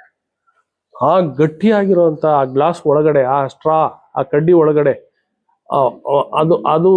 ಅದೊಂದು ಲಿಕ್ವಿಡ್ ಆಗ್ಬೇಕು. ಅದು ನೀರ್ ಆಗ್ಬೇಕು. ದ್ರವ ಅಂದ್ರೆ ನೀರಿನ ತರ ಆಗ್ಬೇಕು. ಎಷ್ಟು ಸೆಕೆಂಡ್ ಆಗ್ತೀಯಮ್ಮ ಅದು ನೀರೊಳಿಕೆ? ಎಷ್ಟು ಸೆಕೆಂಡ್ ನೀರೊಳಗೆ ಹಿಂಗ ಅಡ್ಡ ಹಾಕ್ತೀಯನಮ್ಮ? ಹಿಂಗ್ ಉದ್ದ ಹಾಕ್ತೀಯ? ಹಾ, ಗುಡ್. ಎಷ್ಟು ಸೆಕೆಂಡ್ ಆ ನೀರೊಳಗೆ ನೀನು ಆ ಕಡ್ಡಿನ ಹಾಕ್ತೀಯಮ್ಮ? ಸರ್, ನಾವು ಇಲ್ಲಿಂದ ಅಲ್ಲಿಗೆ ಎತ್ಕೊಂಡು ಹೋಗ್ಬೇಕು ಸರ್.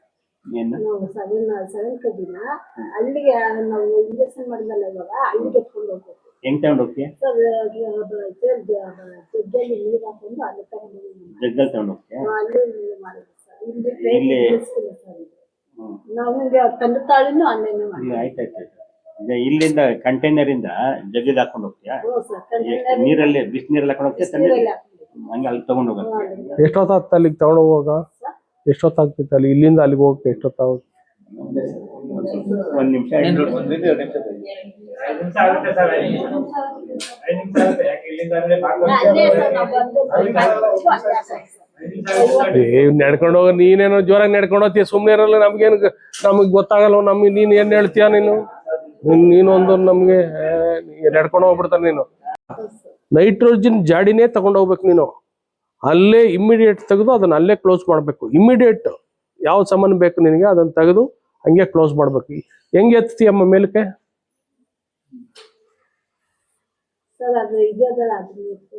ಹೆಂಗೆ ಎತ್ತಿ ಇಕ್ಕಳದಲ್ಲಿ ಹಿಡ್ಕೊಳ್ತೀಯ ಅಂದ್ರೆ ಎಲ್ಲಿನವರೆಗೂ ಎತ್ತಿದ್ಯಾ? ಆ ಜಾಡಿಯಿಂದ ಮೇಲೆ ಪೂರ್ತಿ ಎತ್ತಿದೆಯಾ? ಹಾ, ಸರಿ. ಅದೇನೋ ಎಷ್ಟೊತ್ತು ಓಪನ್ ಮಾಡಿ ಇಟ್ಟಿರ್ತೀಯಮ್ಮ ಅದನ್ನ, ಜಾಡಿನ? ಸರಿ. ಆಮೇಲೆ ಏನ್ ಮಾಡ್ತೀಯಮ್ಮ ಜಾಡಿನ? ಅಲ್ಲಿ ಹೋಗ್ತೀಯ ನೋಡು.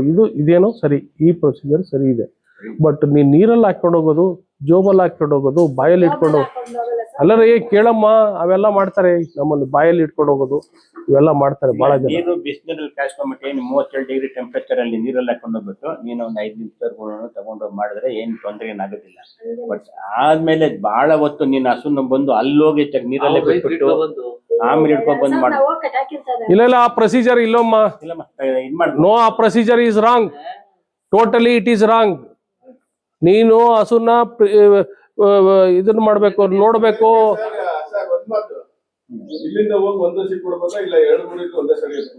ಇಲ್ಲ, ಅದನ್ನ ಮಾಡಂಗಿಲ್ರಿ. ಅದು ರಾಂಗ್. ರಾಂಗ್ ಅದು ಮಾಡಂಗಿಲ್ಲ. ಕಂಟೈನರ್ ಅಲ್ಲೇ ತಗೊಂಡ್ ಹೋಗ್ಬೇಕು.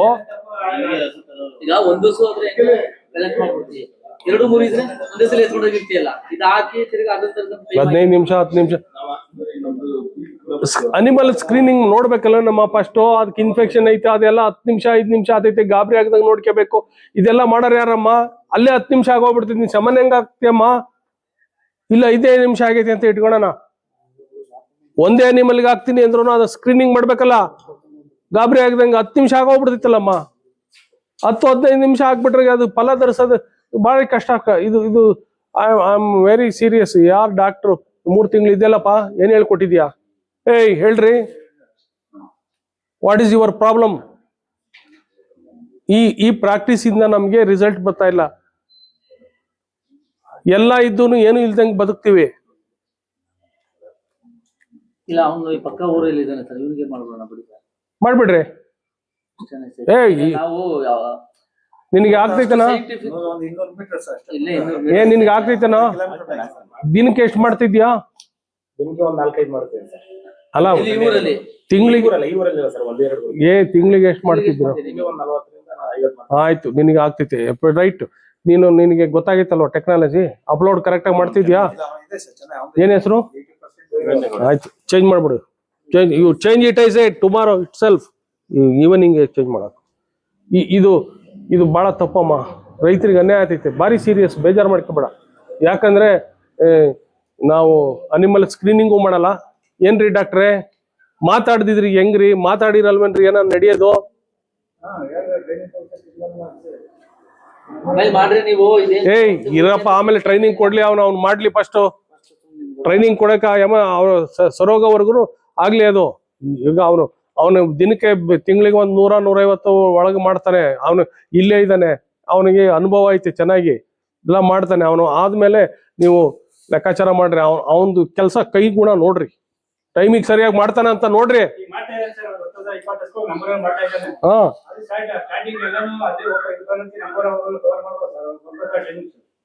ಬರ್ತಾನೆ.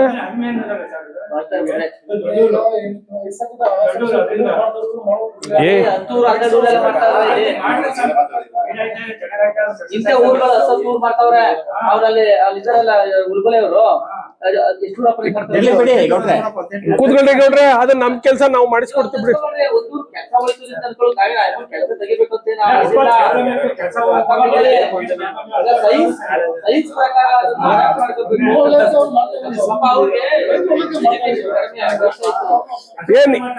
ಇದೆಲ್ಲ ಎಮೋಷನ್ ಭಾವನೆಗಳು ಅಂತ ತಿಳ್ಕೊಳಕ್ ಹೋಗ್ಬಿಡಿ. ಇದು ನಮಗೆ ರೈತರಿಗೆ ಒಳ್ಳೇದಾಗ್ಬೇಕಷ್ಟೇ. ಇಲ್ಲ ನೀನೇ ಮಾಡಂಗಿದ್ರೆ ಮಾಡ್ಬಿಡು ಬೇಕಾದ್ರೆ, ಸಾಮಾನು, ನೋ ಪ್ರಾಬ್ಲಮ್. ಮತ್ತೆ ಸುಮ್ನೆರು ನಾವು ಮಾತಾಡ್ತಾ ಇರುವಾಗ ಇದು ನಮ್ ಕೆಲಸ, ಇದು ಸರಿ ಮಾಡೋದು. ಇದನ್ನ ನಾವು ಮಾಡ್ತಾ ಇದೀವಿ. ಅದ್ರೊಳಗೆ ಇವನ್ನೆಲ್ಲ ಭಾವನೆಗಳನ್ನ ಸೇರಿ ಯಾರ ಇನ್ನೊಬ್ರ ಹತ್ರ ಅಪ್ಲೋಡ್ ಮಾಡಿಸೋದು. ಅವ್ರಿಗೆ ಎಜುಕೇಶನ್ ಇಲ್ಲ, ಅವ್ರಿಗೇನು ಏನು ಇಲ್ಲ. ಅವ್ರ ವಯಸ್ಸಾಗೈತೆ, ಅವ್ರ ಮನೆಯಲ್ಲಿ ಕೆಲಸ ಇದೆ. ಇರೋ ವಿಚಾರ ಹೇಳಕ್ಕೆ ನಿನ್ಗೇನು ಬೇರೆ ಕೆಲ್ಸ ಇಲ್ವೇನೋ? ಇರೋ ವಿಚಾರ ಹೇಳ್ಬೇಕಲ್ವಾ? ಈಗ ನಮ್ ರೈತರಿಗೆ ಒಳ್ಳೇದಾಗ್ಲಿಲ್ಲ ಅಂದ್ರೆ ನಾನು ಬಂಗಾರ ಇಟ್ಕೊಂಡು ಏನ್ ಮಾಡ್ಲಿ? ನಾನು ಬಂಗಾರದ ಕಿರೀಟ ಇಟ್ಕೊಂಡ್ರೆ ಏನು ಆಗಲ್ಲ. ಒಳ್ಳೇದಾಗ್ಬೇಕಷ್ಟೇ. ಯಾರೊಬ್ಬರು ಭಾವನೆಗಳಿಗೆ ತೊಂದರೆ ಮಾಡ್ಬೇಕು ಅಥವಾ ಧಕ್ಕೆ ಮಾಡ್ಬೇಕು, ಗೌರವ ತರಬೇಕು ಅನ್ನೋದಲ್ಲ. ನಮಗೆ ಕೆಲಸ ಸರಿಯಾಗಿ ಆಗ್ಬೇಕು. ಕೆಲಸ ಸರಿಯಾಗಿ ಹಾಕ್ಬೇಕು ಅಂದ್ರೆ ನಾವು ವ್ಯವಸ್ಥೆ ಸರಿ ಮಾಡ್ಬೇಕು. ನೋಡೋ, ಈ ತರ ಇದೊಂದು ಕೇಸ್ ಅಲ್ಲ, ಕನಕಪುರದಲ್ಲಿ ಇಂಥ ಕೇಸ್ಗಳು ಎಷ್ಟಿದಾವ ಅಷ್ಟನ್ನು ಇವನ್ ಸರಿ ಮಾಡ್ಬೇಕು. ಇನ್ 4 ದಿನದಲ್ಲಿ ನಾವು ಹೊಸಕೋಟೆಗೆ ಈ ಸ್ಕ್ರೀನಿಂಗ್ ಮಾಡಿ ಬಂದಿದ್ದೀನಿ, ಗೊತ್ತಾಯ್ತಲ್ಲ? ಇದನ್ನ ಕೂತ್ಕೊಂಡು ಡಾಕ್ಟ್ರು, ನೀವು ಇವಾಗಳು ಕೂತ್ಕೊಂಡು ಯಾರ್ಯಾರು ಇಂಥವ್ರವ್ರೆ ಅವ್ರಿಗೆ ಆಗಲ್ಲ, ಗೌರವವಾಗಿ ಕಳಿಸ್ಕೊಡಿ. ಇದನ್ನು ಬೇರೆ ಅರೇಂಜ್ಮೆಂಟ್ ಮಾಡ್ರಿ, ಗೊತ್ತಾಯ್ತಲ್ವಾ? ಬೆಳಗ್ಗೆ ಸಾಯಂಕಾಲ ಹೋಗಿ ಕರೆಕ್ಟಾಗಿ ಮಾಡೋ ಅಂಥವ್ರನ್ನು ಮಾಡಬೇಕು, ಪ್ರೊಸೀಜರ್ ಪ್ರಕಾರ ಮಾಡಬೇಕು. ಇದು 3-4 ದಿನದಲ್ಲಿ ನಮ್ಗೆ ಆಗ್ಬೇಕು. ಇದು ಫಸ್ಟ್ ನೋಟ್ ಮಾಡ್ಕೊಳ್ಳಿ ಇಬ್ರು ಡಾಕ್ಟ್ರು ರೇ. ಅದಕ್ಕೋಸ್ಕರನೇ ಈ ವರ್ಕರ್ ಕೆಲಸ ಇಷ್ಟು ಫೇಲ್ಯೂರ್ ಆಗಿರೋದು. ನಾವು ಮೇಲ್ವಿಚಾರಣೆ ಮಾಡಿಲ್ಲ, ನಾವು ಅದನ್ನು ನೋಡಿಲ್ಲ, ಅದರ ರಿಸಲ್ಟ್ ನೋಡ್ಲಿಲ್ಲ, ಏನು ಇಲ್ಲ. ಏನ್ ಡಾಕ್ಟ್ರೆ 3 months what are you doing I say here? ರೇ ಅದಲ್ರಿ, ನೀವು ರೀ ನಾವು ಅವ್ರನ್ನ ಬ್ಲೇಮ್ ಮಾಡಕ್ಕಾಗಲ್ಲ, ನಮ್ಮನ್ನ ನಾವು ಬ್ಲೇಮ್ ಮಾಡ್ಕೋಬೇಕು. ಯಾಕೆ ಗೊತ್ತಾ? ಅವ್ರನ್ನ ನಾವು ನೇಮಕ ಮಾಡ್ಕೊಂಡ್ಬಿಟ್ಟಿದ್ವಿ. ನೇಮಕ ಮಾಡಿದವರು ನಮ್ಮಂತ ದಡ್ರು ಮೂರ್ಖರು ಯಾರು ಇಲ್ಲ. ಎಜುಕೇಶನ್ ಇರೋರ್ನ, ಸ್ಕಿಲ್ ಇರೋರ್ನ ನೇಮಕ ಮಾಡ್ಕೋಬೇಕು. ಅರ್ಥ ಆಯ್ತೇನಪ್ಪ? ಅಷ್ಟೇ. ಅವ್ರ ತಪ್ಪಿಲ್ಲ ಅವ್ರದ್ದು. ಅವ್ರನ್ನ ನಾನು ಅದಕ್ಕೋಸ್ಕರನೇ ಅವ್ರನ್ನೇನು ನಾನು ಮಾತಾಡಿಲ್ಲ. ಅವರು ಗೌರವ ಆಗವ್ರೆ, ಅವರು ಇನ್ನೋಸೆಂಟ್ ಇದ್ದಾರೆ. ಅವ್ರಿಗೆ ಅವ್ರದ್ದಲ್ಲ ಪ್ರಾಬ್ಲಮ್ ಇರೋದು, ನಮ್ಮ ಪ್ರಾಬ್ಲಮ್ ಅವ್ರ ಮೇಲೆ ಹಾಕಕ್ಕಾಗಲ್ಲ. ನಾವು ಮಾಡಿರೋದು ತಪ್ಪೋ. ಅವ್ರಿಗೆ ಅಪ್ಲೋಡ್ ಮಾಡಕ್ ಬರಲ್ಲ, ಓದಕ್ ಬರಲ್ಲ. ಅಷ್ಟ್ರ ಮೇಲೆ ಏನಿದೆ ಐಡಿಗಳು ಓದಕ್ ಬರಲ್ಲ, ಬುಲ್ ಐಡಿಗಳು ನೋಡಲ್ಲ. ಇವೆಲ್ಲ ನೋಡಲ್ಲ ಅಂದ್ರೆ ಏನಲ್ಲ ಅರುಣ? ಏನಾರು ಮಣ್ಣು ತಿನ್ನಕ್ ಆಗ್ತೇನೋ ಕೂತ್ಕೊಂಡು? ಅದೇ ಅಲ್ವೇನೋ ಇವಾಗ ಇಂಪಾರ್ಟೆಂಟು. ಇವಾಗ ಅಪ್ಲೋಡ್ ಮಾಡ್ಬೇಕಾದ್ರೆ ಅದೆಲ್ಲ ಇರ್ಬೇಕಲ್ವೇನಪ್ಪ? ಯಾವ್ದೋ ಅನಿಮಲ್ಗೆ ಯಾವ್ದೋ ಬುಲ್ದು ಸಮಾನ ಹಾಕ್ಬಿಟ್ಟು ಈ ತಪ್ಪು ನಾವು ಅಪ್ಲೋಡ್ ಮಾಡ್ಬಿಟ್ರೆ ಏನಾಗ್ತಿತ್ತು? ಇವ್ರ ಸೊಸೆಯಿಂದ ತಂದು ಮಾಡದ್ ಸತ್ತಾನೆ ಇವ್ರಿಗೆ ಗೊತ್ತಾಗಲ್ಲಲ್ವಾ? ಅದರಿಂದ ಟೆಕ್ನಿಕಲ್ ಆಗಿ ನಾನು ಹೇಳ್ತಾ ಇದ್ದೀನಿ, ಇದನ್ನ ಚೇಂಜ್ ಮಾಡ್ಬಿಡಿ. ಏನೋ ಅರುಣ? ಅಪ್ಪ ನೀನು incharge doctor, incharge, you are responsible. Within 3-4 days Kanakapura ತಾಲೂಕಿನಲ್ಲಿ, ಕನಕಪುರ ಶಿಬಿರದಲ್ಲಿ ಈ ತರ ಕೇಸಸ್ ಎಷ್ಟಿದಾವೆ ಎ ವರ್ಕರ್ಸು, ಇದನ್ನ ಚೇಂಜ್ ಮಾಡಬೇಕು. ನಮ್ಮ ರೈತರಿಗೆ ಅನುಕೂಲ ಆಗಬೇಕು. ಇದು ನಮ್ಮ ಅಧ್ಯಕ್ಷದ ಕೆಲಸನೇ ಯಾಕೆ ಮಾಡ್ಕೋಬೇಕು? 2,000 ರೂಪಾಯಿ ಸಾಮಾನು ರೈತರು ಹಸು ಸಾಕೋದು ಖರ್ಚು ಇವೆಲ್ಲ ಯಾರು ಕೊಡೋದು? ಯು ಆರ್ ಇನ್ಚಾರ್ಜ್ ತಾನೆ, ಕರೆಕ್ಟ್ ಅಲ್ವಾ? You are responsible. You are responsible. You set right within 3 days. According to this, the type of ಏನಿದ್ದಾರೆ ಇವ್ರನ್ನ ಚೇಂಜ್ ಮಾಡ್ಬೇಕು. ನನಗೆ ಅದು ಅಂದ್ರೆ ರಿಸಲ್ಟ್ ಕೊಡ್ಬೇಕಪ್ಪ, ನೀನು ಸೇರ್ಕೊಂಡು. ಬಹಳ ತಪ್ಪಾಗ್ತೈತೆ. ಅವ್ರಿಗೆ ಇವತ್ತೇ ಆರ್ಡರ್ ಹಾಕಿ ಅವ್ರಿಗೆ ಆರ್ಡರನ್ನು ಪಾಸ್ ಮಾಡು. ಏನಪ್ಪ ಪ್ರಕಾಶ, ಇಲ್ಲ ಸರ್, ಸುಮ್ಮನೆ ಮೀಟಿಂಗ್ ಬಂದು ನಾನು ಇಲ್ಲಿ ಮೀಟಿಂಗ್ ಮಾಡಿ ಇದು ಮಾಡ್ಬೇಕು ಗೊತ್ತಾಗಲ್ಲ ಅಂದ್ಬಿಟ್ಟು ಇದು ಮಾಡಿದೆ ಸರ್. ಇಲ್ಲಿ ಏನಾಯ್ತು, ಬೋರ್ಡ್ ಯಾರು ಹೋದ್ರು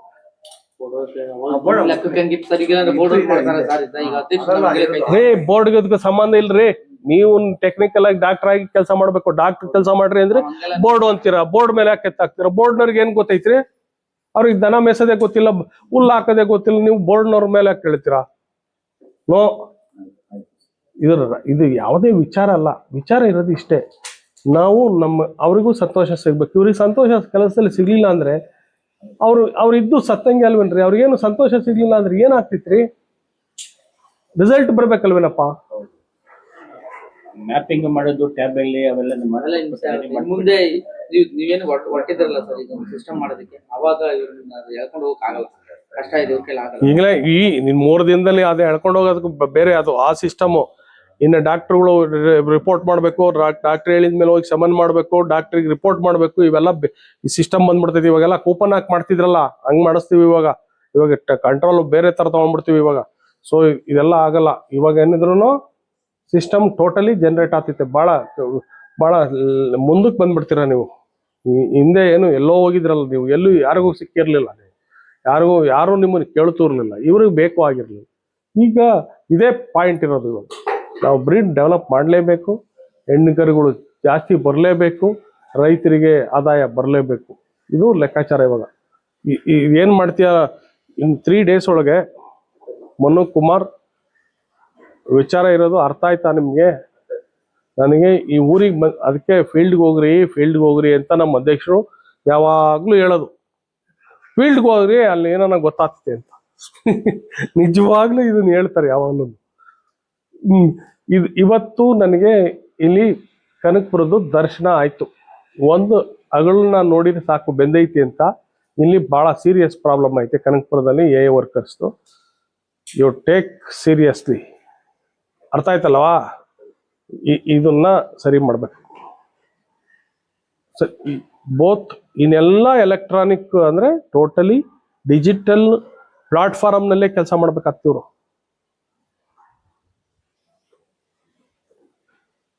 ಯಾಕಂದ್ರೆ ನಮ್ಮ ಅಧ್ಯಕ್ಷರದ ಚಿಂತನೆ ಇರೋದು, ಈ ಸಮನ್ ಹಾಕಿ ಒಂದು ಕರು ಹುಟ್ಟಿರೆ ಅದನ್ನ ಆ ಕರು ಈಟಿಗೆ ಬಂದಾಗ ಅದಕ್ಕೆ ಬೇರೆ ಓರಿ ಇನ್ನೊಂದು ತಂದು ಅದನ್ನ ಇಂಪ್ರೂವ್ ಮಾಡ್ಬೇಕು, ಹಂಗೆ ಮಾಡ್ಕೊಂಡು ಹೋಗ್ಬೇಕು. ಇದೆಲ್ಲ ಡಾಕ್ಯುಮೆಂಟೇಶನ್ ಆಗ್ಬೇಕು. ಈ ಸಿಸ್ಟಮ್ ಅಲ್ಲಿ ಕರುದು ತಂದೆ ಯಾವುದು, ತಾಯಿ ಯಾವುದು, ಡೇಟ್ ಆಫ್ ಬರ್ತ್ ಎಲ್ಲ ಸಿಗ್ತೈತೆ. ಅದಕ್ಕೆ ಯಾವ ಸಮನ್ ಹಾಕ್ಬೇಕು, ಅದ್ರ ಎಲ್ಲ ಈ ತರ ಬದಲಾವಣೆ ಮಾಡ್ಬೇಕು ಅಂತ ಇರೋದು. ಅದರಿಂದ ಈ ಸಿಸ್ಟಮ್ ಅಲ್ಲಿ ನಾವು ಪ್ಯೂರ್ ಸೈನ್ಸ್ ಪ್ರಕಾರ ಕೆಲಸ ಮಾಡಬೇಕು. ಏನು ಇಲ್ಲಿ ಪ್ರಾಬ್ಲಮ್ಮೇ ಇಲ್ಲ, ಯಾವ ಸಮಸ್ಯೆನೂ ಇಲ್ಲ. ಕೆಲಸ ಮಾಡಕ್ಕೆ ಏನ್ರಿ Manu, what is your problem ಐತಿ ಅಷ್ಟಾದ್ರೂ ಹೇಳ್ರಿ ಹೋಗ್ಲಿ. ಅಲ್ಲ, ನಮ್ಗೆ ಈ ಸಾಲ್ವ್ ಮಾಡಿಕೊಡ್ತೀವಿ. ಏನೇನು ಸಮಸ್ಯೆ ಇದ್ರಿ ಹೇಳ್ರಿ. ಸಮಸ್ಯೆ ಏನಿಲ್ಲ ಸರ್. ಇಲ್ಲ ಅಲ್ವಾ? ನಿಮ್ಗೆ ಏನಾರ ಸಮಸ್ಯೆ ಐತೇನಪ್ಪ ಹೇಳ್ರಪ್ಪ. ನಾನು ಹೇಳಿದ್ರಲ್ಲಿ ಏನಾದ್ರೂ ಒಂದು ತಪ್ಪೈತಾ ಅಥವಾ ಒಂದು ಯಾರಿಗಾನ ವೈರತ್ವ ಐತವಾ ಅಥವಾ ಏನಾನ ಅಡ್ವಾಂಟೇಜ್ ಮಾಡಿಕೊಟ್ಟಿದ್ದೀನ, ಏನಾನ ಇದೆಯಾ? ಪ್ಯೂರ್ ಸೈನ್ಸ್ ಏನು ಆಗ್ಬೇಕು ಅಷ್ಟು ಮಾತ್ರ ಹೇಳಿದ್ದೀನಿ. ಅಷ್ಟು ಬಿಟ್ಟು ಬೇರೆ ಏನೋ ಹೇಳಿದ್ದೀನಾ? ಬೋರ್ಡಲ್ಲಿ ಅವತ್ತು ನಿಮಗೆಲ್ಲ ನಿರ್ದಿಷ್ಟವಾಗಿ ಸಂಬಳ ಕೊಡಬೇಕು, ನಿರ್ದಿಷ್ಟವಾಗಿ ಮೇಲೆ ತರಬೇಕು ಅನ್ನೋದು ಡಿಸ್ಕಷನ್ ಮಾಡಿದ್ದೀನಿ. ಭಾರಿ ಅಡ್ವೊಕೇಟ್ ಮಾಡಿದ್ದೀನಿ ನಾನು, ನಿಮಗೆ ಸೀರಿಯಸ್ ಲೆವೆಲ್ ಮಾಡಿದ್ದೀನಿ. ಅರ್ಥ ಆಯ್ತಲ್ಲ? ಹೀಗೆ ಮಾಡೋಣ ಅಂತ ಒಪ್ಪಿಡೋರು ಅಧ್ಯಕ್ಷರು. ಆ ಕಾರಣದಿಂದ ನೀವು ಮೇಲಕ್ಕೆ ಬಂದೇ ಬರ್ತೀರಾ, 100ಕ್ಕೆ 100 ಭಾಗ ಬರ್ತೀರಾ. ಇಷ್ಟು ವರ್ಷ ಇಲ್ಲದ್ದು ಇದನ್ನ ಎಳ್ಕೊಂಬರೋಕ್ಕೆ ಎಷ್ಟು ಕಷ್ಟ ಅಂತ ನನಗೇನೋ ಅರ್ಥ ಆಗಿತ್ತು. ನನ್ನ ಕಾಲದಲ್ಲಿ ಆಗಿದ್ರೆ ನನಗೆ ಗೊತ್ತಾಗ್ಬೋದು, ಇಮಿಡಿಯೇಟ್ ಎತ್ತಾಕ್ ಬಿಡ್ಬೋದು. ಆಗಲಿಲ್ವಲ್ಲ, ಗೊತ್ತಾಗ್ಲಿಲ್ವಲ್ಲ. ಅದರಿಂದ ಈ ವಿಚಾರ ಏನಿದೆ ಇದು ಸೆಟ್ರೇಟ್ ಆಗ್ಬೇಕು. ಇದು ಸೆಟ್ರೇಟ್ ಆಗ್ದಲೆ ನಮ್ದು ರಿಸಲ್ಟ್ ಬರಲ್ಲ, ನಮ್ದು ಅಪ್ಲೋಡ್ ಆಗಲ್ಲ, ಪ್ರಯೋಜನನೂ ಆಗಲ್ಲ. ಅರುಣ, ಇದು ಕ್ಲಾರಿಟಿ ಇರೋದು, ಇದು ರಿಯಾಲಿಟಿ, ಇದು ವಾಸ್ತವಿಕ ಸತ್ಯ. ಇದು ಇಂಥ ಕೇಸ್ಗಳು ಇದ್ರೆ ನಮ್ಗೆ ನೀವೇನು ಬಂಡೆ ಮೇಲೆ ನೀರು ಏನಾಗ್ತೈತಿ, ನೀರು ಎಲ್ಲೋಗ್ತೈತೆ ಅಷ್ಟೇ, ಏನೂ ಆಗಲ್ಲ. ಅದು ನಮಗೆ ಬೇಕಾಗಿರೋದು ಕರೆಕ್ಟ್ ಆಗಿರೋ ವರ್ಕ್ ಫೋರ್ಸ್ ಬೇಕು. ನೀವು ಹಂಗೆ ಇದ್ದೀವಿ, ಅವರು ಹಂಗೆ ಇರ್ಲಿ ಅಂತ ಏನಂತ ತಿಳ್ಕೊಂಡಿದ್ದೀರಾ? ಇಲ್ಲ ಸರ್, ತಾತ್ಕಾಲಿಕವಾಗಿ ಬೇರೆ ಕೊಡ್ತಿದ್ದಾರೆ, ಬಟ್ ಅವ್ರನ್ನ ಕೇಳ್ಕೊಂಬಿಟ್ಟು ಇವರೆಲ್ಲ ಯಂಗ್ಸ್ಟರ್ಸ್ ರೆಡಿ ಇರ್ತಾರೆ, ಟ್ರೈನಿಂಗ್ ಕೊಟ್ಬಿಟ್ಟು ಈಗ ಅವ್ರಿಗೆ ವರ್ಕ್ ಕೇಳ್ರಿ, ಅವ್ರದ್ದು ರಿಸಲ್ಟು, ಅವ್ರ ನಾಲೆಡ್ಜ್ ಅಪ್ಲೋಡ್ ಮಾಡೋದು ಅವ್ರದ್ದೆಲ್ಲ ಕರೆಕ್ಟ್ ಆಗಿದೆ, ಅಸೆಸ್ ಮಾಡಿ. ಕೇಳ್ರಿ ಇಲ್ಲಿ, ಸುಮ್ಮನೆ ಇರ್ರಿ ಪ್ರಕಾಶ್. ಇವಾಗ ನಾನು ಮಾತಾಡಿರೋ ನನಗೆ ಸರಿ ಕಾಣಿಸೋದಿಲ್ಲ, ಸುಮ್ಮನೆ ಕೂತ್ಕೊಳ್ರಿ. ಇವಾಗ ಬಂದು ಮಾತಾಡ್ಬಿಡ್ತೀಯ. ನೀವೇನ್ ಮಾಡ್ಬೇಕು, ಅವರಿಗೆ ವರ್ಕ್ ಲೋಡು ನೋಡ್ರಿ. ಇನ್ನೊಬ್ಬರನ್ನ ಟ್ರೈನ್ ಮಾಡೋದು ನಂದೇನು ಬೇಡ ಅನ್ನಲ್ಲ, but reality what is truth ಅದನ್ನ ಮಾಡಬೇಕೇ ಹೊರತು ಅವ್ರಿಗೆ ಕೊಡಬಾರದು, ಇವ್ರಿಗೆ ಕೊಡಬಾರ್ದು. ಒಬ್ಬ ಒಳ್ಳೆ ಕೆಲಸಗಾರ ಇದ್ರೆ ಯಾಕೆ ಕೊಡಬಾರದು? ಲೋಡ್ ಕಡಿಮೆ ಇದ್ರೆ ಯಾಕೆ ಕೊಡಬಾರ್ದು? ಆಯ್ತಾಯ್ತು, ಇಲ್ಲಿ ಇದು ಒಂದೇ ಕೇಸ್ ಅಲ್ಲ, ಎಲ್ಲಾ ಕೇಸ್ಗೆ ಸೇರಿದಂಗೆ ಹೇಳ್ತಾ ಇರೋದು ನಾನು. ಈಗ ಆತ ತಿಂಗಳಿಗೆ ಒಂದು 100-120 ಎಷ್ಟೋ ಮಾಡ್ತಾ ಇರ್ಬೋದು ಅಷ್ಟೇ ಅನ್ನಿಸ್ತೈತಿ. ಎಷ್ಟು ಮಾಡ್ತೀನಿ ನೀನು? ಈ ಹಳ್ಳಿ ಸೇರ್ಕೊಂಡ್ರೆ ಎಷ್ಟಾಗ್ತಪ್ಪ? 40 ಜಾಸ್ತಿ, ತಿಂಗಳಿಗೆ 40 ಮಾಡ್ತಾರೆ ಅಂತ ಹೇಳಿರು. 140 ಅಂತ ವರ್ಕ್ ಲೋಡ್ ಏನು ಜಾಸ್ತಿ ಆಗಲ್ಲ. ಸ್ಯಾಲ್ರಿನೂ ಕರೆಕ್ಟಾಗಿ ಅವ್ರಿಗೆ ಸಿಗ್ತೈತೆ. ಇಬ್ರಿಗೂ ಡಿವೈಡ್ ಮಾಡಿದ್ರೆ ಸ್ಯಾಲ್ರಿ ಸಿಕ್ಕಲ್ಲ, ಕರೆಕ್ಟ್ ಆಗಿರೋದು ದುಡ್ಡು ಸಿಕ್ಕಲ್ಲ, ಕೆಲಸ ಯಾರಿಗೋ ಒಬ್ರಿಗೂ ಅನುಕೂಲ ಆಗಲ್ಲ. ಇವೆಲ್ಲ ನೋಡ್ಬೇಕಲ್ವಾ? ಆಮೇಲೆ ಊರು ಹತ್ರ ಇದ್ದಾನೆ, ಒಂದು 50 ಮೀಟ್ರೋ 100 ಮೀಟ್ರೋ ಎಷ್ಟೋ ದೂರದಲ್ಲಿ. ಸಂಜೆ ಬೆಳಿಗ್ಗೆ ಹಾಕಕ್ಕೆ ಶಕ್ತಿ ಇದೆ, ಅಪ್ಲೋಡ್ ಮಾಡಕ್ ಶಕ್ತಿ ಇದೆ. ಬಾಡಿನಲ್ಲಿ ಯಂಗ್ಸ್ಟರು ಹೆಂಗ್ ಜನ ತಿಳ್ಕೊಳ್ತಾರೆ ಹೇಳಿದ್ದ, ಇಂಟ್ರೆಸ್ಟ್ ಇದೆ. This is the qualifications, eligibility norms. ಇವು ನಾರ್ಮ್ಸ್, ಗೊತ್ತಾಯ್ತಲ್ಲ? ನಾವು ಟ್ರೈನ್ ಮಾಡಿ ಅದೆಲ್ಲ ಮಾಡಿ ಅವ್ರ ರಿಸಲ್ಟ್ ಬರೋಕ್ಕೆ, ಅವ್ರು ಅಪ್ಲೋಡ್ ಮಾಡೋಕ್ಕೆ ಇವೆಲ್ಲ ಭಾಳಷ್ಟು ಇಲ್ಲ. ಆಲ್ರೆಡಿ ಈ ವರ್ಕ್ ಲೋಡ್ ಕಡಿಮೆ ಇರೋದ್ರಿಂದ, ಹತ್ರ ಇರೋದ್ರಿಂದ, ನಾಲೆಡ್ಜ್ ಇರೋದು, ಇಟ್ ಈಸ್ ಬೆಸ್ಟ್ ಕೇಸ್. ಗೊತ್ತಾಯ್ತಲ್ಲ? ಈ ಪ್ರಕಾಶ್ ಹೇಳಿದ ಮಾತಾಗಲಿ, ಯಾರ ಮಾತು ಕೇಳಂಗಿಲ್ಲ. ಕೇಳಬೇಕಾಗಿರೋದು ಇಷ್ಟೇ, ಯು ಆರ್ ಹೆಡ್ ತಾಲೂಕಿಗೆ ಇದನ್ನ ಸರಿ ಮಾಡಬೇಕು. ನಿನಗೆ ಹೇಳ್ತಾ ಇರೋದು ಇದು ವಾರ್ನಿಂಗ್. ನಮ್ಮ ಅಧ್ಯಕ್ಷರು ನನಗೆ ಭಾರಿ ಸೀರಿಯಸ್ ಆಗಿ ಏನೋ ಹೇಳ್ಬಿಟ್ಟವ್ರೆ, ನನಗೆ ಬೇಸರ ಆಗಿಬಿಟ್ಟಿದೆ. ಹೇಳಿದ್ದೀನಿ, ಅರ್ಥ ಆಯ್ತಲ್ಲ? ಸೀರಿಯಸ್ ಆಗಿ ನನಗೆ ಕರಕ್ಬರದ್ದು ಅದೇನೋ ಒಂದು ಮಾತನ್ನು ಹೇಳ್ಬಿಟ್ರು. ಏನು ಅದನ್ನ ಹೇಳೋದು ಬೇಡ ಅನ್ನಿಸ್ತು ನನಗೆ. ಈ ವ್ಯವಸ್ಥೆ ಇದ್ರೆ ಅವ್ರ ಕಣ್ಣಾರೆ ನೋಡಿ ಹೇಳಿರೋದು, ಇಂಥದ್ದು ಒಂದು ಕಣ್ಣಾರೆ ನೋಡ್ಬಿಟ್ಟವ್ರೆಲ್ಲ. ಅರ್ಥ ಆಯ್ತೇನಪ್ಪ? ನಾನೇನಪ್ಪ, ನನಗೇನು ಸಂಬಂಧ ಐತಿ ನಿಂದು ಮಾಡಕ್? ನಿಮ್ದಲ್ವೇನಪ್ಪ, ನನಗೆ ಯಾಕಪ್ಪ ಅವ್ರು ನಾವನ್ನು ಕೇಳ್ಬೇಕಪ್ಪ? ಕರೆಕ್ಟ್ ಅಲ್ವೇನ್ರಿ? ಇದೇನು ಯಾರೊಬ್ಬರಿಗೆ ಹಿತಾಸಕ್ತಿ ಅಲ್ಲ, ಇದು ಫಾರ್ಮರ್ಸ್, ಟೋಟಲ್ ಫಾರ್ಮರ್ಸ್ ಹಿತಾಸಕ್ತಿ. ಏನು ಯೋಚನೆ ಮಾಡಂಗಿಲ್ಲ ಇಲ್ಲಿ ಏನು ಪಾಲಿಟಿಕ್ಸ್, ಬದನೆಕಾಯಿ ಬೇಳೆಕಾಳಿಲ್ಲ. ನಮಗೆ ರಿಸಲ್ಟ್ ಬರ್ಬೇಕು, ರಿಸಲ್ಟ್ ಇಲ್ಲ ಅಂದ್ರೆ ಚೇಂಜ್ ಮಾಡ್ಬೇಕು ಅಷ್ಟೇ. ಮಾಡೋಣ, ಟೆಕ್ನಿಕಲ್ ಆಗಿ ಇಂಪ್ಲಿಮೆಂಟ್ ಮಾಡಬೇಕು, ರೈತರಿಗೆ ಅನುಕೂಲ ಆಗ್ಬೇಕು. ಬೇರೆ ಏನೇನು ಹೇಳೋದ್ರಿದ್ರೆ ಹೇಳಪ್ಪ ಅರುಣ್ ಸಾಬ್.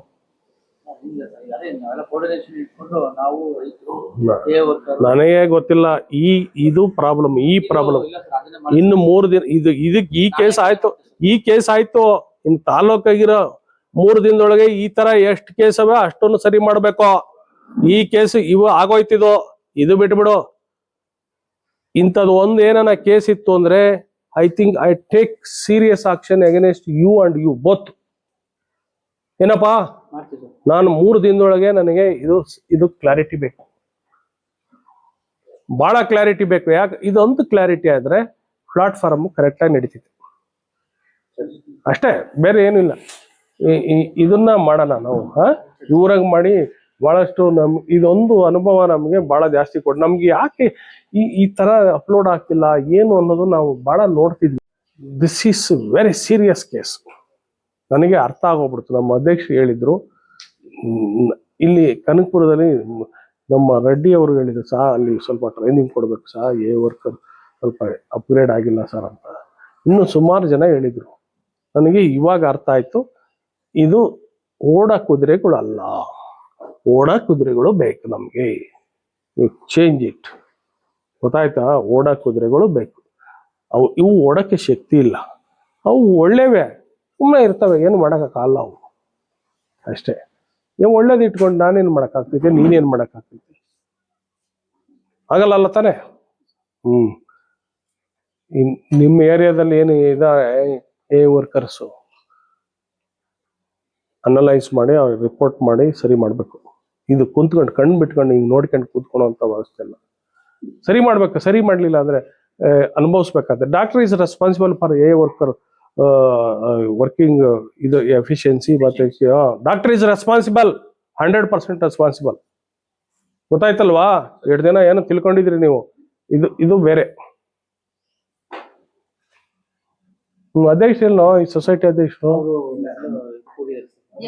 ದೇವಸ್ಥಾನ ಕೊಟ್ಟಿದ್ದಾರೆ. ನನ್ನೆನೆ ಪ್ಲಾನ್ ಮಾಡ್ಕೊಂಡು 15 ದಿನದ. ನಿಮ್ ಏನ್ ಅದು ನಿಮ್ದು ಇಲ್ಲ ಅದನ್ನ ಇಲ್ಲ ಅದನ್ನ ನಾಳೆ ನಾವು ಎಲ್ಲ ಸೆಂಟ್ರಲ್ ಗೌರ್ಮೆಂಟ್ ಆಪಲ್ಲಿ ಎಲ್ಲ ಡಿಸ್ಕಷನ್ ಆಗ್ತಾ ಇದೆ. ಅದಕ್ಕೆ ಅಂತವ್ ಯಾವ್ದಾದ್ರು ಆಗ್ಲಿಲ್ಲ ಅಂದ್ಬಿಟ್ಟು ಈಗ ಯಾರಾದ್ರು ಜನವರಿಯಿಂದ ಈಚೆ ಯಾರ್ಯಾರ್ದು ವರ್ಕರ್ದು ಭಾರತ್ ಪಶುಧನ್ ಆಪ್ ಅಲ್ಲಿ ಎನ್ರೋಲ್ ಆಗ್ಲಿಲ್ಲ, ರಿಜಿಸ್ಟರ್ ಆಗ್ಲಿಲ್ಲ ಅಂತವು ರಿಮೈನಿಂಗ್ ಇದೇನಿದ್ದಾವೆ ಅವೆಲ್ಲನೂ ಸೇಮ್ ಎ ಶೀಟ್ ಅಲ್ಲಿ ಬರ್ದ್ಬಿಟ್ಟು ಕಂಪ್ಯೂಟರ್ ಟೈಪ್ ಮಾಡ್ಬಿಟ್ಟು ಕಳಿಸ್ಕೊಡಿ. ಇಲ್ಲ ಇದನ್ನು ಕೇಳ್ರಪ್ಪ. ಅಲ್ಲಿ ನಾಳೆ ನಾನು ವರ್ಚುವಲ್ ಕಾನ್ಫರೆನ್ಸ್ ಮೀಟಿಂಗ್ ತಗೊಳ್ತಾ ಇದ್ದೀನಿ ಇವ್ರದ್ದೆಲ್ಲ. ಈಗ ಜನವರಿ ಟು ಜೂನ್ ಅಲ್ಲಿ ಸೋ ಮೆನಿ ಪ್ರಾಬ್ಲಮ್ಸ್ ಆಗಿದೆ. ಬಿಗಿನಿಂಗ್ ಪ್ರಾಬ್ಲಮ್ ಲೆಫ್ಟ್ ಔಟ್ ಆಗಿದೆಯಲ್ಲ, ಸುಮಾರು ಲೆಫ್ಟ್ ಔಟ್ ಆಗಿದೆಯಲ್ಲ, ಇದೇ ಫಾರ್ಮೆಟ್ ಅಲ್ಲಿ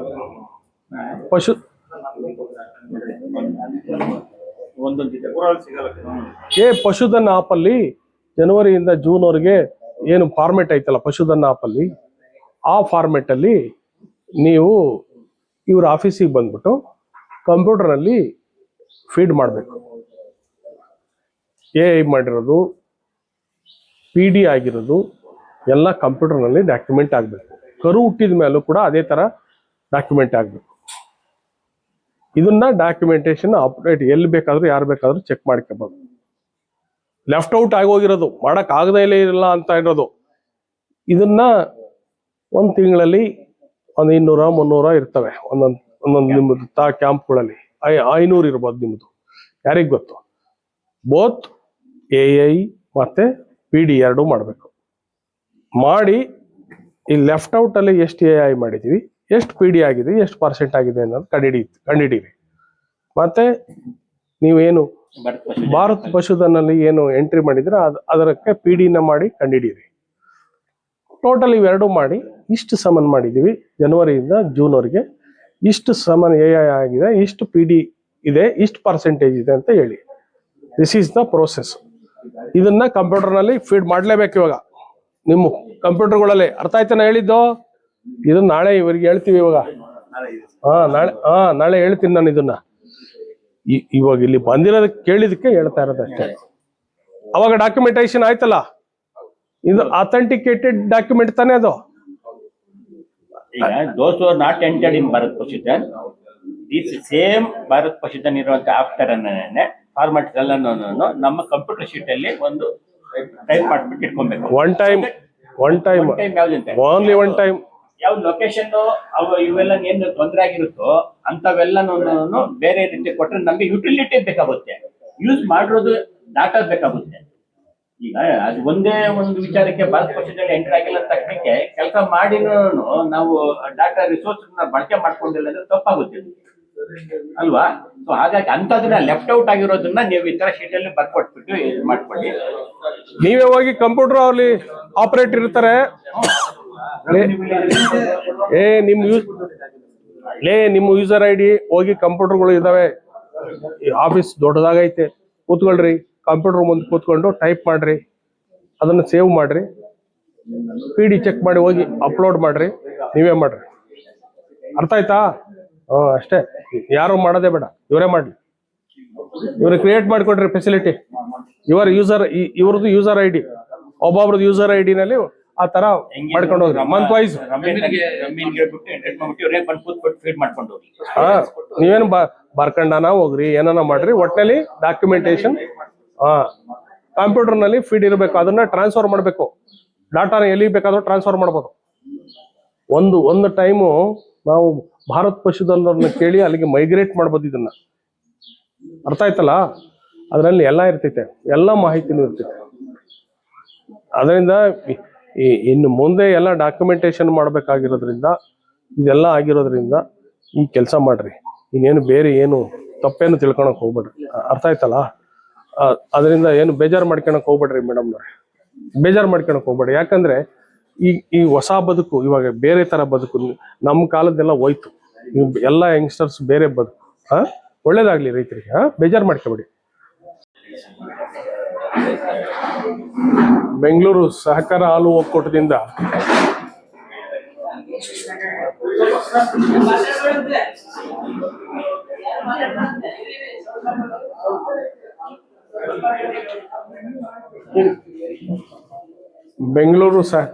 ಒಕ್ಕೂಟದಿಂದ ಮಾನ್ಯ ಅಧ್ಯಕ್ಷರು ವಿಶೇಷವಾದಂತಹ ಕಾರ್ಯಕ್ರಮನ ರೂಪಿಸಿದ್ದಾರೆ.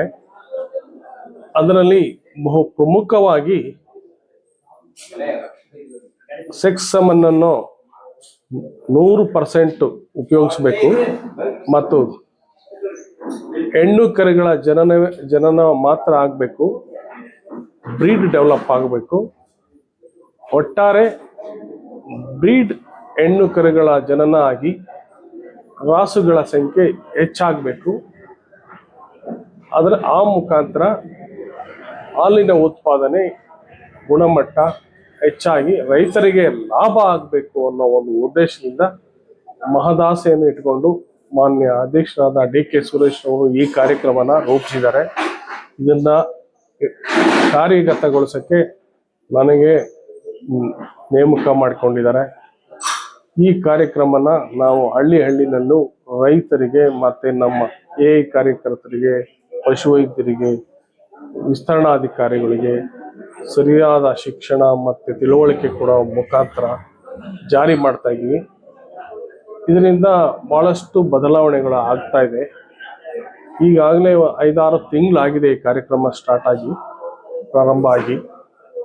ಈ ಕಾರ್ಯಕ್ರಮ ಪರಿಪೂರ್ಣವಾದಂತಹ ಒಂದು ಡಿಜಿಟಲ್ ಪ್ಲಾಟ್ಫಾರ್ಮ್ನಲ್ಲಿ, ಅಂದರೆ ಭಾರತ್ ಪಶುಧನ್ ಆ್ಯಪ್ನಲ್ಲಿ ಡಾಕ್ಯುಮೆಂಟೇಶನ್ ಆಗುತ್ತೆ.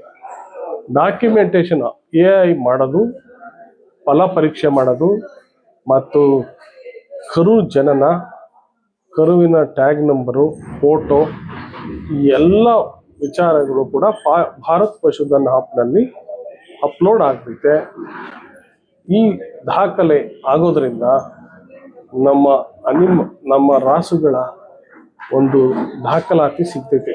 ಒಂದು ಕರು ಜನನ ದಿನಾಂಕ, ಅದರ ತಂದೆ, ತಾಯಿ ಅಥವಾ ಅಜ್ಜಿ, ಅಜ್ಜ, ಇವೆಲ್ಲ ಮಾಹಿತಿಗಳು ಸಿಗೋದ್ರಿಂದ ನಾವು ಮುಂದೆ ಆ ಕರುವಿಗೆ ಬೆದೆಗೆ ಬಂದಾಗ ಯಾವ ಓರಿದು ಸಮನ್ ಹಾಕಬೇಕು ಮತ್ತೆ ಯಾವ ರೀತಿ ಬ್ರೀಡ್ ಡೆವಲಪ್ ಮಾಡಬೇಕು ಅನ್ನೋ ಒಂದು ವಿಚಾರಧಾರೆ ಇದರಲ್ಲಿ ನಮ್ಮ ಅಧ್ಯಕ್ಷರು ಹೊಂದಿದ್ದಾರೆ.